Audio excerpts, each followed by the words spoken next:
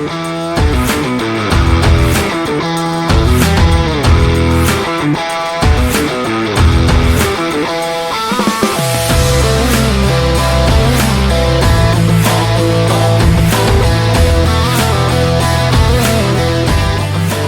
के अंदर free fall समझाने के लिए भाई मैं लेजेंड ऊपर से कूदने वाला हूँ, ठीक है, तो वेट करते चलना आगे। हाँ जी, all right, what's going on my lovely students out there, welcome to gravitation. इस लेक्चर के अंदर जो आप ग्रेविटेशन पढ़ने वाले हो एंड तक, वो इतना क्रिस्प, इतना शॉर्ट, इतना मजेदार, इतना इंपॉर्टेंट, इतना सही होने वाला है कि जब आप एग्जाम के अंदर जाओगे तो आपको इस लेक्चर के अलावा और किसी भी चीज की जरूरत नहीं पड़ेगी। अगर आप एक दिन पहले भी देख रहे हो, बहुत सारे बच्चे आएंगे नीचे कमेंट में डालेंगे who is a legend who is watching one day before exam. तो अगर आप ऐसे लेजेंड हो तो अभी कभी नीचे कमेंट कर दो कि मैं भी लेजेंड हूं, तुम भी लेजेंड हो, हम सब मिलके साथ में कल या जब भी आप एग्जाम देने जाने वाले हो आप ये एग्जाम को फोड़ोगे, ठीक है। तो ग्रेविटेशन इस चैप्टर के अंदर, ये जो सीरीज है जो मैं YouTube पे अपने लेक्चर्स डाल रहा हूं, इसमें अलग क्या है तो आप देखोगे कि भैया 9th क्लास में one of the most popular lectures पूरे YouTube पे अपने ही है। अब अगर हम नए लेक्चर्स बना रहे हैं तो भैया कुछ ना कुछ अपग्रेडेड तो होना चाहिए, कुछ ना कुछ मजेदार तो होना चाहिए। तो अब जितने भी लेक्चर्स होंगे वो और ज्यादा मस्ती मजाक के साथ में होंगे। नॉर्मली जो लेक्चर्स आप देखते हो उसमें कैसे सीरियसली टीचर्स आए तो और ऐसे करके पढ़ाने लग जाते हैं। इन लेक्चर्स में अलग क्या होता है, इन लेक्चर्स में अलग ये है कि आपको मेरे चेहरे पे स्माइल दिखेगी, पूरी वाइब दिखेगी और पूरी वाइब के साथ में, पूरी एनर्जी के साथ में, एक दोस्ती वाली भाव के साथ में कि मैं आप लोगों के कंधे में हाथ डाल के आपको समझा रहा हूं बोर्ड की तरफ देख के कि देख वो टीचर ने ये समझाया तो तेरी 6 महीने से समझ में नहीं आया, पर तुझे अभी 1 घंटे में समझ में आएगा, ठीक है। Let's begin gravitation. अब देखो चैप्टर स्टार्ट करने से पहले इसकी कुछ ना कुछ ओवरऑल वो ले लेते कि भाई ओवरऑल फील क्या है। मैं ऐसा मानता हूं कि जब भी मैं आपको कोई चीज पढ़ाऊं तो पहले तुम लोगों को इसमें एक आइडिया होना चाहिए कि वो चीज है क्या एक्चुअली में। ग्रेविटेशन की बात करें, अभी बेसिक तुम लोगों को पता है ग्रेविटेशन क्या होता है? अरे वही होता है ग्रेविटेशन। क्या होता है भैया? अरे कि भैया हम खड़े हैं, ग्रेविटेशन। भैया अगर हम कूदते तो भी नीचे चले जाते हैं, ग्रेविटेशन होता है, ठीक है। अपने पास में बॉल है, ये बॉल को मैं छोड़ूंगा तो नीचे चले जाएगी, अरे ये भी ग्रेविटेशन है। तो ये सब कुछ ग्रेविटेशन है, इतना बेसिक पता है, ठीक है, बहुत बढ़िया। अब ये जो ग्रेविटेशन है हमको पता है कि बॉल नीचे क्यों गिरती है, बेसिक चीज पता है क्यों गिरती है, क्योंकि धरती इसको नीचे खींच रही है अपनी तरफ। अब इस पूरे लेक्चर में हम धरती को अर्थ वर्थ नहीं बोलेंगे, धरती माता बोलेंगे, ठीक है। तो धरती माता क्या कर रही है, इस बॉल को अपनी तरफ खींच रही है। तो क्या धरती माता को बॉल बहुत ज्यादा पसंद है वाली, या क्या धरती माता को मैं बहुत ज्यादा पसंद हूं? धरती माता हम सबसे इक्वली प्यार करती है क्योंकि हम सबको अपनी तरफ खींच रही है। अब अगर इसको फिजिक्स भाषा में देखें तो हो क्या रहा है कि अर्थ हमें अपनी तरफ खींच रहा है। कैसे खींच रहा है? ग्रेविटेशन के कारण। क्या है बात समझ में आ गई? बेसिक सी बात है, कोई दिमाग नहीं लगाना। देखो ज्यादा दिमाग लगाते ना तब चैप्टर सिर के ऊपर से आता है, कम दिमाग लगाओगे तो ज्यादा अच्छे से समझ में आएगा, ठीक है। अब जो मैं जितना दिमाग लगाने को बोल रहा हूं सिर्फ उतना दिमाग लगाते चलना, पहली बात क्लियर है। अब इसके बाद में इसी के अंदर हमें देखना है कि एक्चुअली ग्रेविटेशन क्या होता है, ग्रेविटी क्या होती है, धरती माता हमको कैसे अपनी तरफ खींच रही है, कितने फोर्स से खींच रही है। भाई हो सकता है किसी से धरती माता ज्यादा प्यार करती हो तो उसको ज्यादा जोर से खींचे, किसी से कम प्यार करती हो तो उसको कम जोर से खींचे, ये हो सकता है। और इसके बाद में इसका अगला टॉपिक चैप्टर का जो होता है वो थ्रस्ट एंड प्रेशर होता है। इसके अंदर हम देखते हैं कि भैया पानी अपने अंदर क्या जादू दिखा रहा है। पानी भी भाई कम नहीं है, पानी के अंदर को डूब जाता है तो कैसे तैरता है, ठीक है। वो ब्लू है पानी, पानी के अंदर जब कोई तैर रहा है तो कैसे तैर रहा है, कोई तैरता है कोई डूब जाता है, ठीक है भैया। ये कहानी कैसे होती है, तो ये सारी चीजें हम लोग इस चैप्टर के अंदर देखते हैं। बहुत ही खूबसूरत चैप्टर है। अब जनरली हमको ऐसा लगता है कि भैया फिजिक्स को हम ऐसे असल जिंदगी से रिलेट नहीं कर पाएंगे, बट मैं तुम लोगों को फिजिक्स को असल जिंदगी से रिलेट करके बताऊंगा। Let's begin gravitation. देखो ग्रेविटेशन के अंदर सबसे पहली चीज क्या है भैया, खुद ग्रेविटेशन। ये जो ग्रेविटेशन वर्ड है ये खुद अपने आप में बहुत इंपॉर्टेंट है कि ग्रेविटेशन क्या होता है, इसकी डेफिनेशन बहुत इंपॉर्टेंट है। और मैं आप लोगों को एक और चीज करूंगा कि आपके एनसीईआरटी के स्निपेट्स के साथ में ये चीज बताऊंगा कि भैया एनसीईआरटी के इस पेज पे वाली चीज लिखी हुई है, इसलिए जो टॉपिक बता रहा हूं इंपॉर्टेंट है, ठीक है। तो एनसीईआरटी को पूरा कवर करते हुए चलेंगे। Let's begin gravitation. सबसे पहली चीज ग्रेविटेशन आने से पहले आपको जो आनी चाहिए वो है, वो होता है ना कि प्लेन उड़ाने से पहले आप लोगों को प्लेन के बारे में जानना है, प्लेन के बारे में जानने से पहले आप लोगों को प्लेन के इंजन के बारे में जानना है, कितने दरवाजे हैं। तो ये सारी कहानी थोड़ी मैं तुम लोगों को बताता हूं। अगर आप लोगों को न्यूटन बाबा के 3 लॉज नहीं पता है तो ग्रेविटेशन तुम्हारे किसी काम का नहीं है। तो न्यूटन बाबा के 3 लॉ पता होने चाहिए। अब फोर्थ लॉज ऑफ मोशन हम अलग से करेंगे, हो चुका है वो। तो हम लोगों को एक बेसिक ओवरव्यू लेते हैं। पहला लॉ क्या बोलता है भैया कि पहला लॉ है लॉ ऑफ ढीठपन, कि अगर तुम सो रहे थे तो सोते रहोगे, जाग रहे थे भाग रहे थे, दोस्तों के साथ घूम रहे थे तो घूमते रहोगे, unless an external unbalance forces apply to it. यानी कि अगर आप सो रहे थे, if a body is at rest और if a body is in motion it will tend to remain in that state only, अगर हम कोई एक्सटर्नल अपनी साइड से कुछ ऐसे उंगली नहीं कर रहे उसमें जाके, ठीक है। दूसरा क्या है जो हमको F = ma का फॉर्मूला देता है, ठीक है। वही कहानी जो हमको F = ma बताती है, जिसने हमको सिखाया कि फोर्स की वैल्यू क्या होती है, फोर्स की वैल्यू होती है F = ma। तो दूसरा फोर्स वो होता है, ठीक है। तो F = ma वाला होता है। और तीसरा बोलता है कि भैया कर्मा तो होगा, ठीक है। अच्छा करोगे तो अच्छा मिलेगा, बुरा करोगे तो बुरा मिलेगा। You sow as you reap, you reap as you sow. क्या होता है वो, ठीक है, जो भी होता हो। तो कुल मिलाकर थर्ड लॉ ऑफ मोशन समझ गए, ठीक है। अब थर्ड लॉ ऑफ मोशन बहुत इंपॉर्टेंट है, सेकंड और थर्ड बहुत इंपॉर्टेंट है इसमें। फर्स्ट वाला इतना काम का नहीं है, सेकंड और थर्ड बहुत इंपॉर्टेंट है, ठीक है। चलो अब ग्रेविटेशन होता क्या है भैया, ग्रेविटेशन क्या होता है? ये ग्रेविटेशन है क्या? हाँ बिल्कुल ग्रेविटेशन है, पर सिर्फ यही ग्रेविटेशन नहीं है, ठीक है, अभी तक हमको क्या लग रहा है भैया कि धरती माता अपने को अपनी तरफ खींच रही है क्योंकि धरती माता हमसे प्यार करती है। पर धरती माता ने, यानी कि या इस दुनिया ने, इस ब्रह्मांड ने, भगवान ने हमको इतना अच्छा बनाया है, भगवान ने हमारे अंदर नेचुरली एक दूसरे के प्रति प्यार फिट करके भेजा है। ठीक है, तो जो अपन जैसे गट्टू है, तो गट्टू बेचारा स्वीटी के पीछे पड़ा हुआ है, वो कभी बात ही नहीं करने को तैयार हो रही उससे, मतलब गट्टू को ऐसा लगता है कि भैया स्वीटी अपने को घास नहीं डालेगी कभी भी। पर भगवान ने ये चीज मेक श्योर की है कि भैया सब लोगों का प्यार थोड़ा सा मुकम्मल होना चाहिए। वो कैसे होगा? ग्रेविटेशन के थ्रू। ग्रेविटेशन क्या होता है? इस पूरी दुनिया में हर एक ऑब्जेक्ट हर दूसरे ऑब्जेक्ट को अपनी तरफ अट्रैक्ट कर रहा है। ठीक है, तो भले ही गट्टू और स्वीटी आपस में बात नहीं कर रहे हो या गट्टू को घास नहीं डाली जा रही हो, पर स्वीटी भी गट्टू को अपनी तरफ अट्रैक्ट कर रही है और गट्टू भी स्वीटी को अपनी तरफ अट्रैक्ट कर रहा है। ठीक है, अब भैया ये कैसे बात है? देखो बड़ी सिंपल सी बात है। अब अपन ना थोड़ी वैसे शो ऑफ नहीं कर रहा, ठीक है, बहुत साल लगे ये सब करने में, पर ये अपने पास में 2 फोन है। अब तुम बोलोगे भैया iPhone show off, Samsung show, कुछ नहीं शो ऑफ कर रहा है। मैं बस ये बता रहा हूं कि भले ही एंड्रॉइड और आईफोन एक दूसरे के कितने भी दुश्मन हो, पर अगर मैं इनको यहां पर रख दूं तो ये भी उसको अपनी तरफ खींच रहा है और ये भी उसको अपनी तरफ खींच रहा है। अरे भैया फिर चिपक क्यों नहीं रहे? क्या बोल रहे? चुंबक होती है जो चिपक जाती है, ये तो चिपक नहीं रहे। ये इसलिए नहीं चिपक रहे मेरी जान, क्योंकि ये जो ग्रेविटेशन का फोर्स होता है ना, it is the weakest force, बहुत कमजोर होता है। भाई देखो, खींच रहे हैं, ठीक है, खींच रहे हैं एक दूसरे को, पर बहुत कम फोर्स से खींच रहे हैं ना, ज्यादा दम थोड़ी लगा रहे, थोड़ा थोड़ा दम लगा रहे कि हाँ बस मध्यम अपनी तरफ खींचने, और वो भी अपनी तरफ खींचने की कोशिश कर रहे हैं, पर क्योंकि फोर्स ज्यादा नहीं है तो अपने चिपक नहीं पा रहे हो। दूसरा क्या है? दूसरा है acts due to the masses of the body. ओ भैया ये समझ नहीं आया, ये तो आगे आए कुछ ऐसे भैया, जहां आप साइंटिफिक चीज बोलते हो दिमाग खराब है तो कुछ नहीं करना। मैं जितना बोलूं, मैंने क्या बोला, ज्यादा दिमाग नहीं लगाना, जितना दिमाग मैं लगाने का बोलूं उतना दिमाग लगाओ। क्या दिमाग लगाना है यहां पर कि भैया ये अभी बताऊंगा तुम लोगों को, बस ठीक है। ये बात समझा कि ग्रेविटेशन क्या होता है? Gravitation is the force of attraction between 2 objects in the universe, between any 2 objects. मैंने यहां पर ये इसलिए नहीं लिखा ताकि मैं आप लोगों को अलग से हाईलाइट करके बता दूं। Any 2 objects in the universe, दुनिया के अंदर कोई भी 2 ऑब्जेक्ट एक दूसरे को अट्रैक्ट कर रहे हैं। भाई ये रिमोट, ये पेन एक दूसरे को अट्रैक्ट कर रहे हैं, ये बॉल, ये फोन एक दूसरे को अट्रैक्ट कर रहे हैं, ये कैलकुलेटर, क्या क्या रखा है भाई मेरे पास, झंडू बाम रखा हुआ है, तो झंडू और कैलकुलेटर भी एक दूसरे को अपनी तरफ अट्रैक्ट कर रहे हैं। ठीक है, तो ये सारी कहानी अपने आप को एक दूसरे की तरफ अट्रैक्ट कर रही है। मैं इस कैमरे को अट्रैक्ट कर रहा हूं, मैं इस लैपटॉप को अट्रैक्ट कर रहा हूं, मैं इस बॉटल को यहां रख दूं तो मैं इस बॉटल को अपनी तरफ अट्रैक्ट कर रहा हूं, बॉटल मुझे अपनी तरफ खींच रही है। हर कुछ एक दूसरे को अपनी तरफ खींच रहा है, चाहे वो लिविंग हो या नॉन लिविंग हो। क्या बात समझ में आ गई? क्या बात समझ में आ गई? तुम मान के चलो तुम्हारे आसपास जितनी भी चीजें तुम देख पा रहे हो ना, अब विजुअलाइज करो। ठीक है, आसपास देखो, तुम्हारी टेबल है, फोन में देख रहे हो, लैपटॉप जिसमें भी देख रहे हो, अब नजर घुमा के देखो क्या दिख रहा है। टेबल दिख रही है कोई सी, है ना, या मान लो कोई तकिया दिख रहा है। वो जो तकिया है वो उसके पास में रखे जो तुम्हारा सॉफ्ट टॉय होता है ना, मैं तुम लोगों को एक सॉफ्ट टॉय से मिलाता हूं। ठीक है, अपने पास में बहुत ही खूबसूरत सा सॉफ्ट टॉय है। ठीक है, ये वाला देखो, ग्रेविटेशन के कारण अभी मैं गिर जाता। ठीक है, तो ये हमारा प्यारा सा एलू है। ठीक है, तो ये हमारा एलिफेंट है, इससे बात करेंगे अपन। तो भैया अगर ये यहां पर रखा हुआ है तो हम एक दूसरे को अपनी तरफ अट्रैक्ट कर रहे हैं, भले इसमें जान नहीं है बट ये कर रहा है। ठीक है, क्या मेरी बात क्लियर है? सॉरी एलू, विल सी यू सून। ठीक है, अब पहली बात समझ आगे, दूसरी बात समझ आगे, दूसरी बात समझाऊंगा। It acts due to the masses of the body. इसका मतलब क्या है कि भैया अगर मान लो कि 2 ऑब्जेक्ट जिनका मास बहुत ज्यादा है, उनके बीच में फोर्स ऑफ अट्रैक्शन भी ज्यादा होगा। मान लो कि 2 ट्रक है बड़े बड़े, उनको अपने पास में खड़ा कर दिया, तो भले वो चिपकेगा कभी भी नहीं, ये मान के चलो चिपकेगा कोई भी नहीं, बट फिर भी जो वो फोर्स है उनके बीच में खींचने का वो ज्यादा है एज कंपेयर टू मेरे और इस बॉल के बीच में, या फिर इस बॉल और इस पेन के बीच में। तो जितना ज्यादा मास होगा उतना ज्यादा फोर्स ऑफ अट्रैक्शन होगा। क्या बात समझ में आ गई? 2 सिंपल सी बातें हैं, बहुत बढ़िया। अब एक क्वेश्चन हमारे दिमाग में आता है कि भैया अगर हम धरती माता को अपनी तरफ खींच सकते हैं क्या? यानी कि हमने क्या बोला, भैया 2 ऑब्जेक्ट एक दूसरे को अट्रैक्ट करेंगे, तो बिल्कुल सही बात है कि ना, इसको और इसको अट्रैक्ट करना चाहिए। और दूसरी बात ये भी हमने देखी कि भैया every action is an equal and opposite reaction. तो अगर मैं मान लो कि स्काई डाइविंग कर लो, वायदा मैंने की हुई है स्काई डाइविंग, ये देखो फोटो दिख रहा है तुम लोगों को, भैया बड़ा कूल आदमी हूं मैं, ऐसा नहीं कि बस आके टीचर से पढ़ाने लग गए। ठीक है, बड़ी अब जिंदगी एंजॉय करते हैं अपन। हम क्या किया, मैंने क्या किया, मैं जब स्काई डाइविंग की मैंने, तो मैं कूद गया। अब क्या हो रहा है कि धरती माता मुझे अपनी तरफ खींच रही है, तो कायदे से तो मुझे भी धरती माता को अपनी तरफ खींचना चाहिए, तो धरती माता मेरे पास क्यों नहीं आ रही है?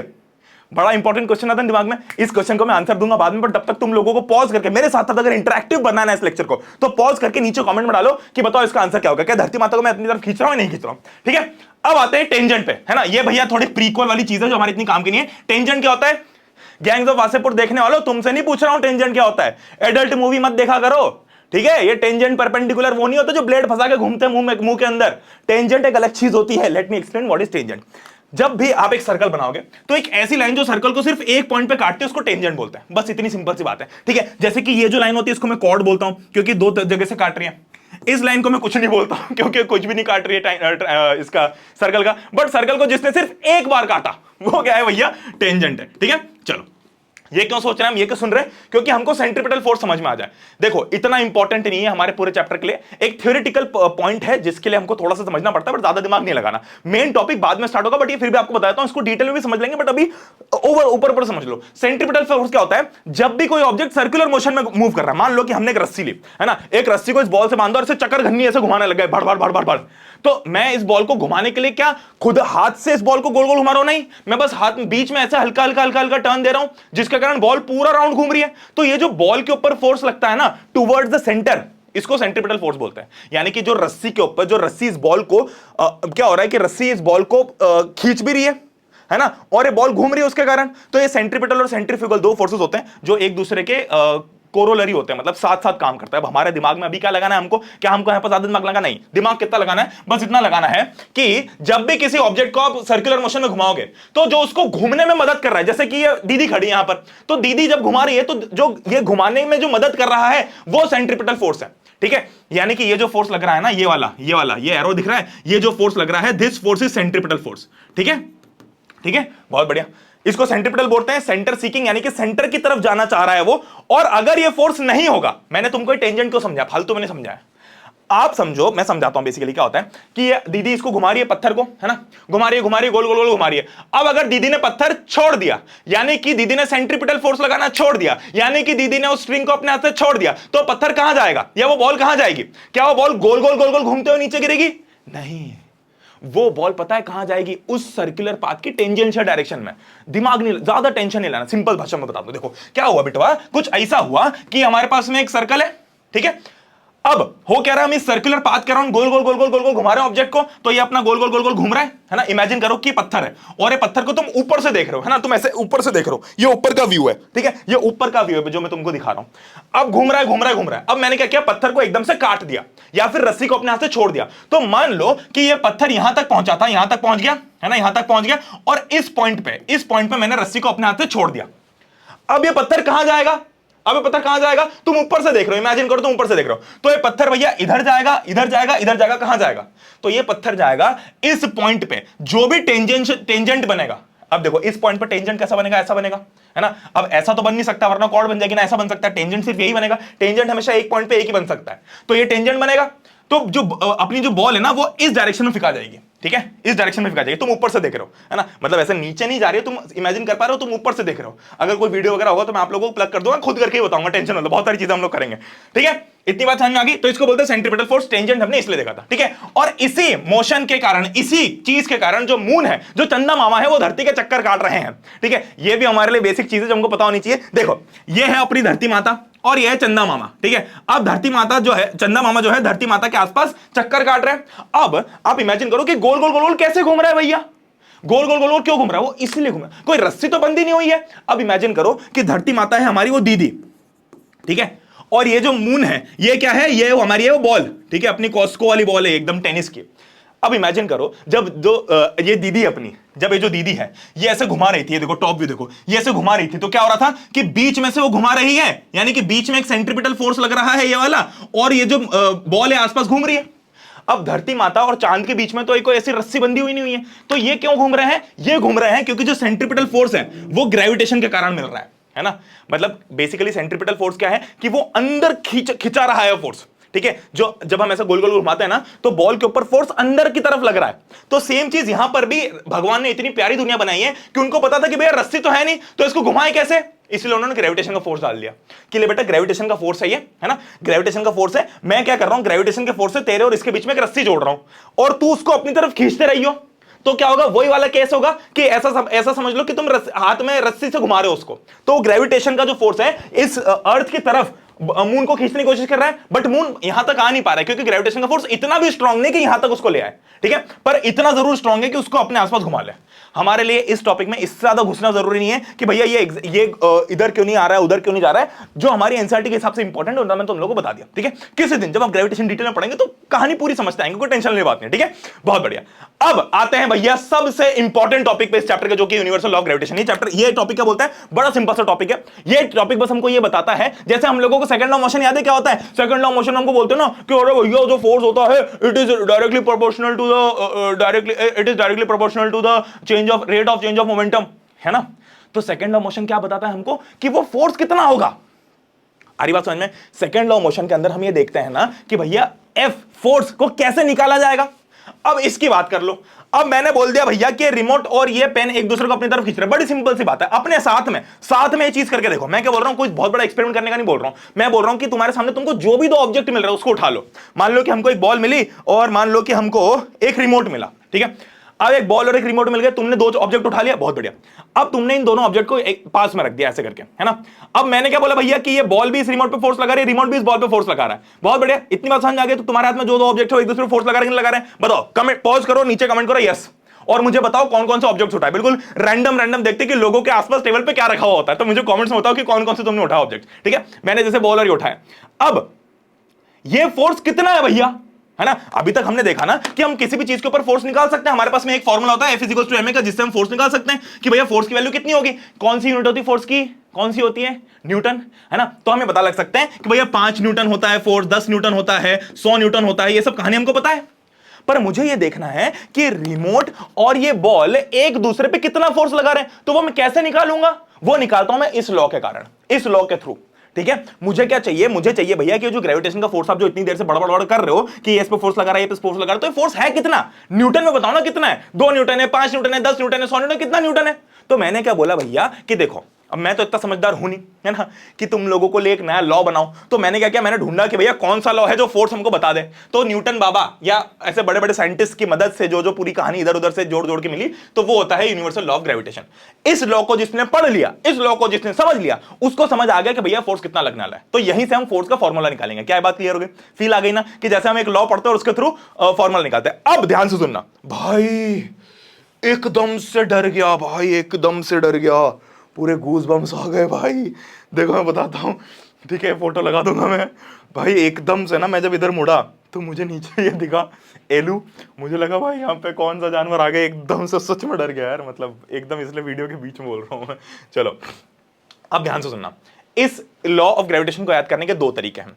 या तो तुम लोग इसका डेरिवेशन याद कर लो। डेरिवेशन क्या होता है भैया, कि वो पूरी प्रोसेस जिससे हम फॉर्मूला निकालते हैं, है ना, 3-4 स्टेप्स होती है जिससे हम इसका फॉर्मूला निकाल लेते हैं। या फिर आप लोग ये डेफिनेशन याद कर लो, जिससे कि आपको डेरिवेशन याद हो जाएगा। तो कुछ बच्चे होते हैं, मैं दोनों तरीके बताऊंगा कि आप डेफिनेशन से डेरिवेशन कैसे याद कर सकते हो, डेरिवेशन से डेफिनेशन याद कैसे कर सकते हो। देखो मैं बताता हूं, पहले सबसे पहले अब ये कहानी छोड़ दो, पहले मेरी कहानी सुन लो, है ना, मेरी कहानी सुन लो। मेरी क्या कहानी है भैया, मैंने क्या किया, मैंने एक बॉल ली, है ना, अरे मैंने एक बॉल ली, है ना, और एक रिमोट लिया। मान लो कि ये बॉल है और ये रिमोट है ना। अब मैंने क्या बोला भैया, इन दोनों के बीच में कुछ ना कुछ फोर्स लग रहा है। तो पहली बात तो मैं बता देता हूं कि इसको कैलकुलेट कैसे करना है ना, मतलब हमको फॉर्मूला कैसे निकाले कि भाई कितना फोर्स लग रहा है। तो मैंने क्या किया, सबसे पहले तो इन दोनों के सेंटर जोड़ दिए भाई। अब देखो ये बॉल है, ये रिमोट है। अब कायदे से इन दोनों की कौन सी डिस्टेंस लूं मैं, ये वाली डिस्टेंस लूं, ये वाली डिस्टेंस लूं, या फिर इसके बीच के डिस्टेंस और इसके बीच के डिस्टेंस लूं। समझ पा रहे हो ना मेरी बात भाई। अगर मान लो कि मैं यहां पर कोई ऑब्जेक्ट रखा है, तो मैं डिस्टेंस यहां से मानूं या इसके सेंटर से मानूं या फिर इसके ये वाले कोने से मानूं।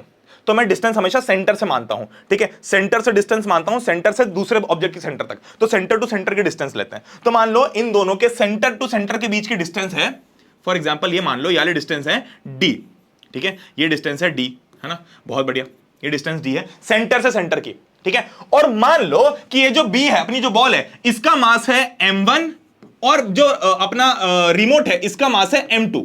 अब देखो सिंपल शब्द, हमको क्या होता है भैया, जहां पर भी M1 M2 ABCD दिखाता है हमारा दिमाग खराब हो जाता है। कोई टेंशन नहीं, मैं समझता हूं ना तुम्हारे दिल की बात, मुझे पता है तुम यहां पर बस you lose me at MD ये सब, है ना। तो कुछ मत समझो, मान लो कि M1 क्या हो सकता है भैया, 2 किलो, 3 किलो, 4 किलो, 5 किलो, ये हो सकता है M1। बिल्कुल बच्चे ऐसी भाषा में बता रहा हूं। और M2 भी कुछ भी हो सकता है, 2 किलो, 3 किलो, 5 किलो, 6 किलो, ठीक है। तो ऐसा समझ लो कि इसका 2 किलो होगा और इसका मान लो 5 किलो है, सिंपल भाषा में समझ लो। तो मैं 2 किलो और 5 किलो लिखने के बजाय M1 और M2 लिख रहा हूं। बात समझ में आ गई। वेरिएबल जो लिखते हैं उसमें कुछ नहीं है, बस हम केजी में वैल्यू डाल देंगे, जो भी उसकी वैल्यू होगी, है ना। तो अभी रिमोट और मास की, रिमोट अब इसकी मुझे नहीं पता, मैं कैलकुलेट करने बैठूंगा कभी किसी दिन, पर मान लेते हैं कि M1 और M2 है। और डिस्टेंस कितनी होगी भैया, डिस्टेंस भी मुझे नहीं पता कितनी है, तो मैं मान लेता हूं कि 2 मीटर है, ठीक है, 2 मीटर डिस्टेंस है। तो डिस्टेंस हमेशा हम इस केस में मीटर में लेंगे। क्या बात समझ में आ गई। अब फॉर्मूला क्या है, फॉर्मूला हमको ये बोलता है, ध्यान से सुनना, ध्यान से सुनना, कि इन दोनों के बीच में जो ग्रेविटेशन का फोर्स है, जो ग्रेविटेशन का फोर्स है, मैंने लिख दिया F, है ना। मैंने क्या बोला भैया, जो ग्रेविटेशन का फोर्स है that is directly proportional to product of their masses. भैया ध्यान से सुनो, ये जो फोर्स है ग्रेविटेशन का, ये किसके बराबर है, तो उसने हमको सीधे सीधे नहीं बताया, वो सीधे मुंह बात नहीं कर रहा हमसे, वो हमसे टेढ़े मुंह बात कर रहा है। है ना, मतलब हमसे खुन्नस खाए बैठा, हमसे टेढ़े मुंह बात कर रहा है, टेढ़े मुंह होके बोल रहा है कि क्या, हमने पूछा बता दो यार क्या फोर्स होगा यार, क्यों नाटक कर रहे हो यार, तो उसने बोला अरे यार तू फिर आ गया, एक काम कर, जो फोर्स है ना मैं तेरे को 2 पॉइंट बनाता हूं, तो बाकी खुद निकालना। क्या पॉइंट है भैया बताओ। तो पहला पॉइंट उसने बोला कि ये जो फोर्स होगा ना ये इनके दोनों के मासेस के डायरेक्टली प्रोपोर्शनल होगा, है ना, यानी कि इन दोनों के मासेस के प्रोडक्ट के डायरेक्टली प्रोपोर्शनल होगा। यानी कि मैंने पूछा क्या क्या क्या, फिर से बोलो। तो उसने बोला कि कुछ मत कर, तू बस इन दोनों का जो मास है उसको मल्टीप्लाई कर दे, तो तुझे पता चल जाएगा कि इस पूरे सिस्टम में कितना मास चल रहा है। ठीक है, तो हमने बोला कि ठीक है, उसने पहला पॉइंट बताया कि directly proportional to the product of their masses, तो ये पहला पॉइंट है। और दूसरा पॉइंट उसने बताया कि it is inversely proportional to the square of the distance between them. ओरे भैया क्या बोल दिया, कुछ नहीं बोला, सुनो। इट इज देखो, जब भी कोई चीज इनवर्सली प्रोपोर्शनल होती है तो हम 1 अपॉन में लिखते हैं, ठीक है। Inversely proportional to the square of the distance between them. इन दोनों के बीच की डिस्टेंस कितनी है, 2 metre, 3 metre, 4 metre, 5 metre, 10 metre, 100 metre, 200 metre. तो मैंने उस सारी डिस्टेंस को डी मान लिया, तो इसने बोला कि ये जो डिस्टेंस है ये इनवर्सली प्रोपोर्शनल है उसके स्क्वायर के। यानी कि देखो 2 चीजें बताई कि the force is directly proportional to the product of their masses. इसका मतलब क्या समझ पा रहे हो। अब देखो पहले समझो, एक एक स्टेटमेंट का मतलब समझो। F is directly proportional M1 into M2। इससे का मतलब समझ में आ रहा है कि भैया अगर M1 या M2 दोनों में से किसी की भी एक की वैल्यू बढ़ेगी तो इसका मतलब इस पूरे की वैल्यू बढ़ेगी। तो फोर्स डायरेक्टली प्रोपोर्शनल है। डायरेक्टली प्रोपोर्शनल का मतलब क्या होता है कि मान लो A is directly proportional to B, तो जितनी A की वैल्यू बढ़ेगी उतनी B की वैल्यू भी बढ़ेगी, है ना। जैसे कि फॉर एग्जांपल भैया एक चॉकलेट की क्वांटिटी और चॉकलेट का रेट, मतलब जितनी भी रेट होगा चॉकलेट का, जो वैल्यू होगी वो डायरेक्टली प्रोपोर्शनल है। भाई अगर एक चॉकलेट 5 रुपए की, 2 चॉकलेट 10 रुपए के, 3 चॉकलेट 15 रुपए की, इसका मतलब क्या है कि जैसे जैसे चॉकलेट का नंबर बढ़ेगा वैसे वैसे दाम बढ़ते जाएगा। तो ये इनवर्सली, ये डायरेक्टली प्रोपोर्शनल होता है। डायरेक्टली प्रोपोर्शनल मतलब क्या होता है कि जब एक वैल्यू बढ़ती है तो दूसरी वैल्यू भी बढ़ती है, जब एक वैल्यू कम होती है तो दूसरी वैल्यू उसके साथ साथ कम होती है ना, सारी चीजें। अब इनवर्सली प्रोपोर्शनल क्या क्या होता है भैया। इनवर्सली प्रोपोर्शनल होता है कि मान लो कि सिंपल भाषा में स्ट्रेस और टाइम। भाई जैसे हमारे पास में एग्जाम के लिए टाइम ज्यादा होता है तो स्ट्रेस कम होता है, और जब एग्जाम के लिए टाइम कम होता जाता है तो स्ट्रेस बढ़ते आता है। तो टाइम कम हुआ स्ट्रेस बढ़ा, स्ट्रेस कम हुआ टाइम बढ़ा, टाइम बढ़ा स्ट्रेस कम हुआ। तो ये इनवर्सली प्रोपोर्शनल है, कभी भी साथ साथ नहीं चलते हैं, ठीक है। ये बात समझ में आ गई। तो डायरेक्टली प्रोपोर्शनल मतलब क्या है कि दोनों में से कभी भी किसी का मास बढ़ेगा तो फोर्स भी वैल्यू बढ़ती रहेगी। और अगर दोनों में से दोनों की, अब ध्यान से सुनो, तो ये पॉइंट तो समझ में आ गया। दूसरा पॉइंट है inversely proportional to square of the distance between them. यानी कि भाई देखो ऑब्वियस बात है, अगर मैं इस बॉल और इस रिमोट को, सॉरी इस बॉल और इस रिमोट को पास में रखूंगा तो इनके बीच में फोर्स ऑफ अट्रैक्शन ज्यादा होगा, अगर दूर करते होंगे तो फोर्स ऑफ अट्रैक्शन कम होता जाएगा। सीधी सी बात है भाई, जितना पास होगा उतना ज्यादा अट्रैक्शन होगा, अगर दूरियां बढ़ती जाएंगी तो अट्रैक्शन भी कम होता जाएगा, ठीक है। अगर दूरियां बढ़ी, है ना, अगर दूरियां बढ़ी, अगर बीच में हमारे दरमियान दूरियां बढ़ी तो हमारा जो फोर्स ऑफ अट्रैक्शन है वो कम हो जाएगा, ठीक है। तो दूरियां, अब देखो ये भी डायरेक्टली प्रोपोर्शनल में। जैसे मान लो कि एक शहर की लॉन्ग डिस्टेंस रिलेशनशिप है तो भाई अट्रैक्शन थोड़ा कम हो गया। फिर मान लो कि एक स्टेट की लॉन्ग डिस्टेंस रिलेशनशिप है तो बहुत ही कम हो गया, मतलब एकदम से सिग्निफिकेंटली ड्रॉप हो गया, क्योंकि यहां पर स्क्वायर लगा हुआ है, ठीक है, यहां पर स्क्वायर लगा हुआ है। और अगर बिल्कुल अब्रॉड की लॉन्ग डिस्टेंस रिलेशनशिप तो और ही कम हो गया, ठीक है। चलो बहुत बढ़िया, इतनी कहानी समझ में आ गई, इतनी कहानी समझ में आ गई। तो अब ध्यान से देखो, every object in the universe attracts every other object with a force which is, ठीक है। ये ध्यान से सुनना, इतनी स्टेटमेंट तो समझ में आ गई थी। ये देखो पहली स्टेटमेंट कि भैया हाँ, ये तो आपने बता दिया कि भैया कितना किसी ना किसी फोर्स से दोनों एक दूसरे की तरफ अट्रैक्ट कर रहे हैं, ये बात समझ में आ गई। व्हिच इज यानी कि अब वो फोर्स कितना होगा वो देख रहे हैं। तो पहली statement proportional to the product of their masses, and दूसरी स्टेटमेंट, तो ये पहली स्टेटमेंट हो गई जो मैंने यहां पर लिखी है 1, है ना। और दूसरी स्टेटमेंट क्या हो गई, and inversely proportional to the square of the distance between them. ये दूसरी स्टेटमेंट हो गई कि नहीं हो गई। अब अगर तुम्हें ये दोनों स्टेप्स याद हैं तो तुम ये लिख सकते हो, और अगर ये याद है तो तुम ये दोनों स्टेप्स लिख सकते हो, ठीक है, बहुत बढ़िया। अब ध्यान सुनना, the force is along the line joining the centres of the two objects, है ना। ये लिखना बहुत जरूरी है कि डिस्टेंस हमने सेंटर टू सेंटर लिए, है ना। अब ये देखो, ये फिगर है, ए और बी दो ऑब्जेक्ट है, हमने सेंटर टू सेंटर लिए, और जो फोर्स होगा ये अलोंग द लाइन होगा। यानी कि ऐसा नहीं होगा कि ये ऑब्जेक्ट इस पे होकर इसके ऊपर ग्रेविटेशन का फोर्स ऐसे लगा रहा हो, ऐसे नहीं लगाएगा, बिल्कुल सीधे लगाएगा अपनी तरफ, ठीक है। इतना दिमाग जितना बोला उतना लगा के आप लोगों का ये लॉ ऑफ ग्रेविटेशन खत्म हो जाता है, ठीक है। अब इसका डेरिवेशन क्या होता है, देखो बड़ी सिंपल सी बात है, बड़ी सिंपल सी बात है, ध्यान से सुनना मेरे, है ना। तो पहली स्टेप आपको इसके अंदर ये लिखनी है कि भैया जो डेफिनेशन के अंदर दिया हुआ वो लिख दो, एग्जाम के अंदर पूछा जाएगा। तो पहली स्टेटमेंट इससे मेरे पास में क्या आती है, F is directly proportional to M1 M2। देखो जब एग्जाम के अंदर लिखने जाओगे ना तो ऐसे मत लिख देना, एग्जाम के अंदर पूरा लिखना पड़ेगा कि M1 क्या है भैया। तो let mass of first object be M1, फिर लेट मास ऑफ, ये मैं नहीं लिखूंगा, मैं आलसी हूं, सीधी सी बात है भैया। मैं काहे के लिए यहां पर लिखूं पूरा पूरा बैठ के, तुम्हारा भी टाइम वेस्ट होगा, मेरा भी टाइम वेस्ट होगा, पर तुम लिख लेना, ठीक है। तो ये पूरी कहानी जब लिख लोगे कि M1 क्या है M2 क्या है, let the distance between them be D, ये पूरी कहानी लिख देना। इसके बाद में पहली स्टेटमेंट लिखोगे, 1 क्या होगी, पहली क्या होगी, F is equals to, F is directly proportional to M1 M2, है ना। M1 M2 मतलब M1 into M2, अरे ये क्या हो गया। और दूसरी स्टेटमेंट क्या होगी, F is inversely proportional to d square, यानी कि F is directly proportional to 1 upon D square. तो अब लिखोगे तुम, अब लिखोगे from 1 and 2 we get f is directly proportional to m1 m2 upon d square।